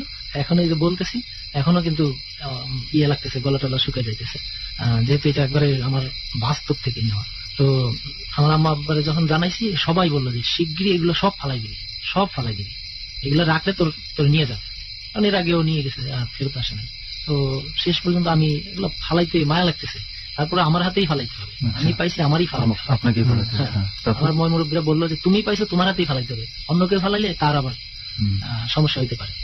তো আমি এইগুলো নিজের হাতেই যাই, আবার শেষ পর্যন্ত আমি এগুলো ফালাইতে মায়া লাগতেছে, তারপরে আমার হাতেই ফালাইতে হবে, আমি পাইছি আমারই ফালাইতে হবে। আপনাকে আমার মুরব্বীরা বললো যে তুমি পাইছো, তোমার হাতেই ফালাইতে হবে, অন্য কেউ ফালাইলে তার আবার সমস্যা হইতে পারে। তো আমি এইগুলো নিজের হাতেই যাই, আবার এই পুকুরের মধ্যে এক একটা করে ঢিলাই ফালাই আর কি, যা তোর পয়সা তোরে দিয়ে দিলাম, তোর টাকা তোরেই দিয়ে দিলাম, তোর সম্পদ তোরেই দিয়ে দিলাম, আমি নেব না। কারণ এই ধন সম্পত্তি আমার দিয়ে তারা আমার নিয়ে যাবে, আমার এইগুলো ধন সম্পত্তি শুধু বাড়তে থাকবে, আমার বাবা মা পাবে। আর কথা হলো, ওই দিন রাত্রে আমার বলছে যে তুমি আসো, আরো পাবা, তোমার বাবা মা এগুলো পাইতেই থাকবে। কিন্তু আমি এইগুলো যখন আব্বা আমার বলছি, তখন বলছে খবরদার ওদিকে যাবা না। তো আমার ভিতরে তো 4 আনা, এই 1 আনা 2 আনা এরকম করে টাকা গোছানোর একটা লোভ চলে আসছে। তো আমি বেশ কিছুদিন পুকুরে যাইতাম না, এর ভিতরে চলে গেলাম কোথায়, ওই বিআইটি কলেজের ভিতরে। তখন আর এই পুকুরে গোসল করতে যাইতাম না। আচ্ছা, পুকুর চেঞ্জ করে ফেললেন হ্যাঁ, আপনি। যে ওই বিআইটি পুকুরে যাইতাম, খেলাধুলা করতাম, পুকুরে গোসল করতাম, চলে আসতাম বাসায়। নাম বাংলা করছে কিনা কেউ নিশ্চয়ই শুনে থাকলে হ্যাঁ। বুঝবে যে জায়গাটা আসলে কোথায়। তো ওই বিআইটি কলেজে আমাদের বাড়ি থেকে ওয়ালের নিচ দিয়ে ঢুকতাম, মানে বিআইটি কলেজের বেরিয়ে অনেক বাউন্ডারিটা অনেক বিশাল বড়। ঘুরে যেতে হবে বলে নিচ দিয়ে চলে ঘুরে যেতে। যাইতাম না, আমাদের আচ্ছা। গ্রামটা একটা বাউন্ডারি পরে সামনে, আচ্ছা। সামনে একটা বাউন্ডারি পরে গ্রামের ভিতর দিয়ে, ওই বাউন্ডারির নিচ দিয়ে রাস্তা করে নেওয়া, হুম। নিচ দিয়েই আমরা যাইতাম, যাওয়া আসা করতাম, যাই গোসল করে আবার চলে আসতাম, হুম। খেলাধুলা করতাম। তো আমার বন্ধু বান্ধব সবাই নাম ধরে, মাসুদ তুই কিন্তু এক মার এক তোলা, খবরদার ওই মাঝখানে যাসনি। আমি ওই হাঁটু পরিমাণ বা মাজা পরিমাণ পানিতে নামেই গোসল করে আবার চলে আসতাম। তখন আমার একটু খুবই রিক্সে চলতে হইতো। তো একদিন দুই দিন ওই বল খেলতাম, হাডুডু খেলতাম, খেলতে খেলতে একদিন ওরকম ওরা কথা বলতেছে, তো আমি বলি যে তোরা কথা বল, আমি গোসলটা করে নিই। এর মধ্যে ওরা কথা বলতে বলতে একটু চোখের আড়াল, মানে রাস্তার ওই পাশে ওরা, আমি পুকুরে। আমি যখন গোসল করতে নামবো তখন দেখি যে ওই পাশের একজন লোক, সেও গোসল করতে নামছে, সে শরীর জ্বলতেছে, গোসল পুরা শরীর ভিজায় নাই। তো যখন গোসল করতে নামবো তখন দেখি যে ওই পাশের একজন লোক, সেও গোসল করতে নামছে, সে শরীর জ্বলতেছে, গোসল পুরা শরীর ভিজায় নাই। তো উনি হাত পা ডলতেছে, ফেস দেখিনি, ফেস দেখছি সম্ভবত, খেয়াল রাখি না, এই যে এই লোকটা, তো সুন্দর লোকটা, ওনারা দেখে আমি দেখলাম উনি যখন গোসল করতে তাহলে আমি নামি। তো আমি ওই মাজা পরিমাণ নাইমা ঝপাত করে একটা ডুব দিয়ে উঠে তাকাই, দেখি যে ওই পাশের ঘাটলার কোনো পানি লড়াও নেই, ওই পাশের ওই লোকটাও নেই, ওই কাপড় চোপড় কিছুই নেই। তখন আমার একটু সন্দেহ হলো, কি ব্যাপার, লোক তো আমি এক ডুবের ভিতরে, তো সে 2-3 সেকেন্ডের ব্যাপার। হ্যাঁ। তো আমি তখন একটু থাইমে গেলাম, থাইমে যায় তাকাইছিলাম যে পানি টানি লড়ে নাকি, লড়ে না, পানি লড়ে না। তখন আমি খুব দ্রুত উঠে গেলাম যে নিশ্চয়ই কোনো কিছু একটা হবে। তো আমি যখন উঠে আসলাম, আইসে চতুর্দিকে তাকাই দেখলাম যে লোকটা যদি গোসল করে উঠে থাকে তাহলে তো খালি গায়ে একটা লোক যাবে এখান থেকে, অথবা একটা লোক তো থাকবে আশেপাশে। আমি উঠতে না 10 হাত সামনে যাবে, কোনো লোকজন নাই, আমাদের এই ছেলে পেলে ছাড়া বাইরের বাড়তি কোনো লোকজন পাইলাম না। তখন আমার মুহূর্তের মধ্যেই, হ্যাঁ, মুহূর্তের ভিতরে ওই লোকটা, মানে ওই যে ডুব দিছে, আমি ডুব দিছি উনিও, আমি ডুব দিছি উনিও ডুব দিছে, উনি ডুব দিয়ে এদিক চলে আসছে, মানে আমার সম্ভবত উনি আমার নেওয়ার জন্য উনি কাজটা ইয়ে করছে যে নামুক, আমি নিয়ে যাবো, এরকম ওখান থেকে বসে একজন যে কোনো ওসিলায় নিয়ে যায়। তো আমি তাড়াহুড়ো করে উঠে যেত, ওদেরকে ডাক দিলাম, এই ওখানে তখন আমার বন্ধু বান্ধব ছিল, ওদেরকে বললাম যে এই অবস্থা, একটা লোক গোসল করতে দেখলাম, কই গেল, না তো তুই ছাড়া তো আর কারো আমরা ঘাটে দেখলাম না। তার মানে ওরাও কিন্তু ঘাটে আর কারো দেখে নাই, শুধু আপনিই শুধু দেখছিলেন। আমি দেখছি যে একজন লোক গোসল মানে টোপটাই আপনার জন্য ছিল। হ্যাঁ। তখন আমার ভিতরে একটা ভয় কাজ করলো, আমার পুরো শরীরে একটা কাঁপুনি দিয়ে উঠলো যে বাবারে বাবা, আমি কোথা থেকে আসলাম, ঠিক আছে, যদি পানির ভিতরে নিয়ে যাইতো তাহলে তার ফেরত নেই, আল্লাহ আমার বাঁচাইছে। তো ওই দিনই আমি যে এত একটা ভয় পাইছি, আমি জ্বর হয়েছে, ভয়ের ঠেলায় আমি খাওয়া দাওয়া বন্ধ হয়ে গেছিল, কথা বলতাম কাইপে কাইপে, মানে শ্মশানের মতো জায়গায় আপনি ভয় পান নাই? কাজ হয়নি। আর এইটা চিন্তা করছো? এই পুকুরটা খুবই ভয়ানক, এই পুকুরটাতে মানুষ নিবেই নিবে। এখান থেকে একটা নৌকা ভাসতো, সিমেন্ট দিয়ে তৈরি, সিমেন্ট বালি দিয়ে তৈরি, আমি যতটুকু শুনছি। এটা কখন চিন্তা করছো? এই পুকুরটা খুবই ভয়ানক, এই পুকুরটাতে মানুষ নিবেই নিবে। এখান থেকে একটা নৌকা ভাসতো, সিমেন্ট দিয়ে তৈরি, সিমেন্ট বালি দিয়ে তৈরি, আমি যতটুকু শুনছি। এটা কখন, মানে মাঝে মাঝে মাঝে মাঝে ভাসতো এই লোক নেওয়ার জন্য। আচ্ছা। যখনই এই লোকগুলা মাঝখানে যাইতো, পুকুরের মাঝামাঝি যাইতো, যদি এক মায়ের এক ছেলে পাইতো, অথবা কিছু কিছু বিষয় আছে, ওই বিষয়গুলো ওরা যদি পাইতো, সুন্দর বা কিছু একটা রাশির লোক আছে, এরা পাওয়ার সাথে সাথে নৌকা ডুবে যেত। ডুবে যাওয়ার সাথে সাথে সবাই তো যার যার যান নিয়ে সাতটায় পারে আসতো, একজন একজন হারাইতো। তো যাই হোক, আমি ওইখান থেকে পলায় আসার, মানে উঠে আসার পরে অসুস্থ হওয়ার পর তখন আর ওই পুকুরে গেলাম না, না ওই পুকুরে আর যাওয়া যাবে না বাবা, একবারে সামনাসামনি টার্গেট, সেখানে তো যাওয়া সম্ভব না। ওরা সবাই বাসায় এসে আমার বলছে, আমার আম্মারে বলছে যে ও বলে দেখছে লোকজন, আরো একজন লোক গোসল করতেছে, অথচ আমরা দেখতেছি মাঝে একাই গোসল করতে। তখন আমার এরপর কি আপনি বেশি দিন কি অসুস্থ ছিলেন? জ্বর হয়েছিল, পানি টানি করে ফুটে দিয়ে পুকুরটা, তো ওই পুকুরে যাই বেশি নিচে নামতাম না, এই হাঁটু পানি মাজা পানি হইলে ওরা সবাই থাকতো, সামনে সবাই গোসল করতো, আমি ভিতরে এরিয়ার ভিতরে থেকে আমি গোসল করে উঠে যেতাম। হঠাৎ করে একদিন ওরকম ঝপাঝপ ডুব দিতেছি, তো পায়ের কাছে কিছু একটা পাচ্ছে, আমার ওই যে পয়সার লোকটা রয়ে গেছে, আমি তাড়াতাড়ি হাত দিছি, যে পয়সা মনে আবার পাইলাম। তো হাত দিয়ে দেখে একটা চাবি, পিতলের কালার, মানে যেটা সচরাচর চাবিতে সহজে পাওয়া যায় না। হ্যাঁ, চাবিটা পিতলের, আর চায়না তালা খুলতে যেরকম চাবিগুলা পাতলা ওরকম, কিন্তু মাথাটা একটু চোখা, মানে একটু লম্বা টাইপের, লম্বা হবে আপনার 2-2.5 ইঞ্চি, 2.25 ইঞ্চি মতো। তো এই চাবিটা আমি পায়ে আমি মনে করছি নিশ্চয়ই কারো না কারোর হবে, এত উপরে তো কারোর ইয়ে না, হয়তো কারোর চাবি পড়ে গেছে। তখন আমি উঠে সবারই, বাড়ির আশপাশে সবারই বলতেছি, খালা চাবি পড়ছে, কাকি চাবি পড়ছে, মামা চাবি পড়ছে, কাকা চাবি পড়ছে। কেউ বলতেছে না আমাদের কারোর চাবি না। সবার জানানো হয়েছে যে আমি কিন্তু একটা চাবি পাইছি, যার চাবি হোক হয়তো কারোর সিন্ধুকের অথবা কারোর ঘরের সবার জানানো হয়েছে যে আমি কিন্তু একটা চাবি পাইছি, যার চাবি হোক হয়তো কারোর সিন্ধুকের অথবা কারোর ঘরের তালার, এরকম হতে পারে। যার কারণে আমি সবাই জানাই দিছি এবং কি আমার যাওয়ার সময় সবাই বলে গেছি যে আমি একটা চাবি পাইছি, যার হবে প্রমাণ দিয়ে নিয়ে যাই। তো না, কেউ চাবিটা নেয় না। প্রায় অনেক দিন হয়ে গেছে, চাবিটা কোনো কাজে লাগে না। ডয়ার থেকে হঠাৎ করে আমি বের করলাম, আমার ডয়ারে ছিল, আমি পড়তাম টেবিলের ডয়ার থেকে চাবিটা বের করলাম। এই চাবিটা পাইলাম পানির ভিতরে, পয়সাগুলো তো বার ছিল, চাবিটা দিয়ে তো কিছু হলো না। আচ্ছা, তো চাবিটা দেখি কোনো কাজে লাগে কিনা মাথায় হঠাৎ করে আসলো। তো একদিন মানে মসজিদের তালা যায়, তালা দেওয়া, আমি প্রায় যাইতাম, যাই আজান দিতাম। তো হুজুর নাই, একদিন একটু ঢুকছে ভিতরে, মাথার ভিতরে, যে প্রায় সময় যায় ঘুরতে হয়, হুজুর থাকে না, অপেক্ষা করতে হয়, দাঁড়ায় থাকা লাগে। তো আমি কই যে দেখি আমার চাবিটাই কাজ করে। আমি যাই তালাতে যখন চাবিটা ইউজ করলাম, খুলে গেল। খুলে যাওয়ার পরে আমি আজান টাজান দিয়ে বসে নামাজ টামাজ করলাম। হুজুর বললো চাবি পাইছো কি? আমি বললাম চাবি আমার কাছে একটা ছিল। না, তোমার তো চাবি। আমি বললাম যে এরকম আমি একটা চাবি পাইছি, ওইটা দিয়ে টেস্ট করছি, খুলে গেছে। ওনারা বলছে মনে হয় এমনি সাধারণ, হয়তো মিলে গেছে, কোনো একভাবে হয়ে যায়। তো যাই হোক, ওটা মাইন্ড করলো না। হুজুর যে রুমে থাকে, ওই রুমে আমি, হুজুর আমার অনেক ভালো জানতো, আমার ভালো কোনো খানা হলে আমার ডাইকে খাইতে দিত। তো হুজুরের রুমে প্রায় যাইতাম। যাওয়ার পর হুজুর বললো যে তুমি প্রায় আসবা, অনেক কিছু শিখাবো, হাদিস অনেক কিছু আছে শিখাবো, তুমি আইসো। আমি প্রায় যাই। ওই রকম ওই চাবিটা আমার কাছে রাখলাম, চাবিটার ওই ছিদ্রটা দিয়ে একটা ধরার বানায় নিলাম, ঝুলানি, ওটা সাথে রাখতাম। তো চাবিটা নিয়ে ওই প্রায় যাইতাম, যাই একদিন দেখি হুজুর নাই। তো আমি ওই হুজুরের তালাটা নিয়েও মনের ভিতরেই হলো, দেখি তো এটা খুলে নাকি। ওইটাতেও টাচ করছি, ভিতরে দেয়ার মোচড় দিতে দেরি, খুলতে দেরি নাই কোন তালা, ওইটাও খুলে গেল। হুজুর এসে বলে খুললা কিভাবে? আমি বললাম এই তালা চাবি দিয়ে। আশ্চর্য, মসজিদের তালাও খুললা এটা দিয়ে, আমার ঘরের তালাও খুললা এটা দিয়ে। তো আমার উপর বিশ্বাস ছিল, আমি কোনো কিছুতে হাত দিতাম না, আমি বসে পড়তাম। আমার যে পড়া দিছে আগের পড়া, ওগুলো পরের দিন পড়ে ই করে। তো এরকম আবার একদিন একজন একে বলে খুললা কিভাবে? আমি বললাম এই তালা চাবি দিয়ে। আশ্চর্য, মসজিদের তালাও খুললা এটা দিয়ে, আমার ঘরের তালাও খুললা এটা দিয়ে। তো আমার উপর বিশ্বাস ছিল, আমি কোনো কিছুতে হাত দিতাম না, আমি বসে পড়তাম। আমার যে পড়া দিছে আগের পড়া, ওগুলো পরের দিন পড়ে ই করে। তো এরকম আবার একদিন একজন একটা রিক্সা, ওই সময় আমাদের ওইদিকে রিক্সাগুলো নতুন, একটা রিক্সা রাইখা উনি তালা দিয়ে বাসায় যায়, হয়তো সম্ভবত ভাত খেতে গেছে। তো আমার কৌতূহল হলো যে রিক্সা চালাবো, রিক্সা চালানো শিখবো, কিভাবে চালায়। তো তালা মারা, যে চেন টানা একটা তালা ছিল, লক করে দিত, ওটা খুলতো না সহজে। সাইকেলের চাবিতেও ছিল, সাইকেলের ভিতরে অনেক সময় অনেকে মারতো তালাগুলা, চেন তালা যেগুলো, ওই তালাটা মারা ছিল। আমি ওই চাবিটা ব্যবহার করলাম, খুলে গেল। খুলে যাওয়ার পরে আমি রিক্সা এদিক নিয়ে চালাই বেড়াইতেছি। উনি এসে বলে কি ব্যাপার, তুমি খুললা কিভাবে তালা মারা? বললাম যে এই চাবি। এখন আস্তে আস্তে এই আমার নাম আশপাশে মোটামুটি ছড়াই গেছে, মাসুদের কাছে একটা চাবি আছে, ও যে তালা খুলে সেটাই খুলে যায়। একদিন এক লোক মোটর সাইকেল নিয়ে দোকানের সামনে বসা, উনি লক করা, ওনার মোটর সাইকেল, আমার দুলাভাই হয় সম্পর্কে, দুলাভাই। আমি ঠিকই আমার চাবিটা বের করে মোটর সাইকেল যখন চাবি দিলাম, ঠিক অন হয়ে গেছে। অন হয়ে যাওয়ার পরে আমি হর্ন দিলাম, টিটি যে সাউন্ডটা দিলাম, তখন উনি চোখ বড়, কি ব্যাপার মাসুদ, ওনার হাতে চাবি। আমি বললাম যে খুলে ফেলাইছি, কয় স্টার দাও তো। আমি স্টার দিলাম, হ্যাঁ স্টার নিয়ে নিছে।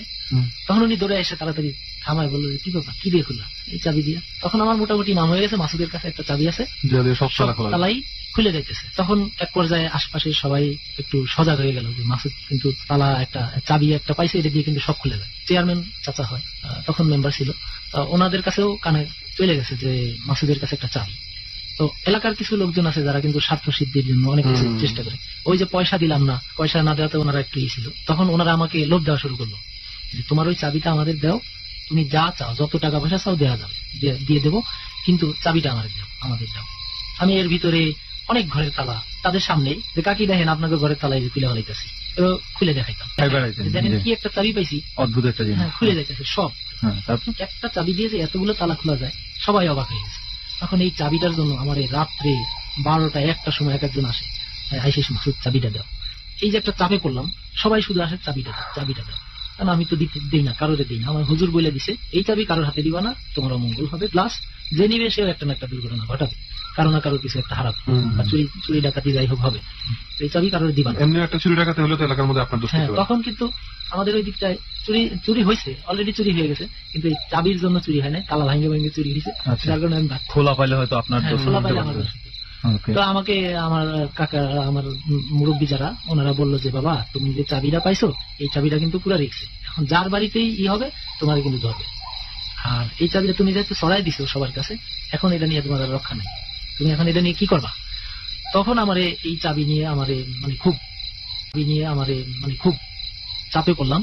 চাপে পড়ার পর আমি বললাম যে না, এই চাবি আর রাখা যাবে না। আমার মা বললো তুমি যেখানে পাইছো ওইদিকে ওই পুকুরে আবার ফালাই দিয়ে আসো।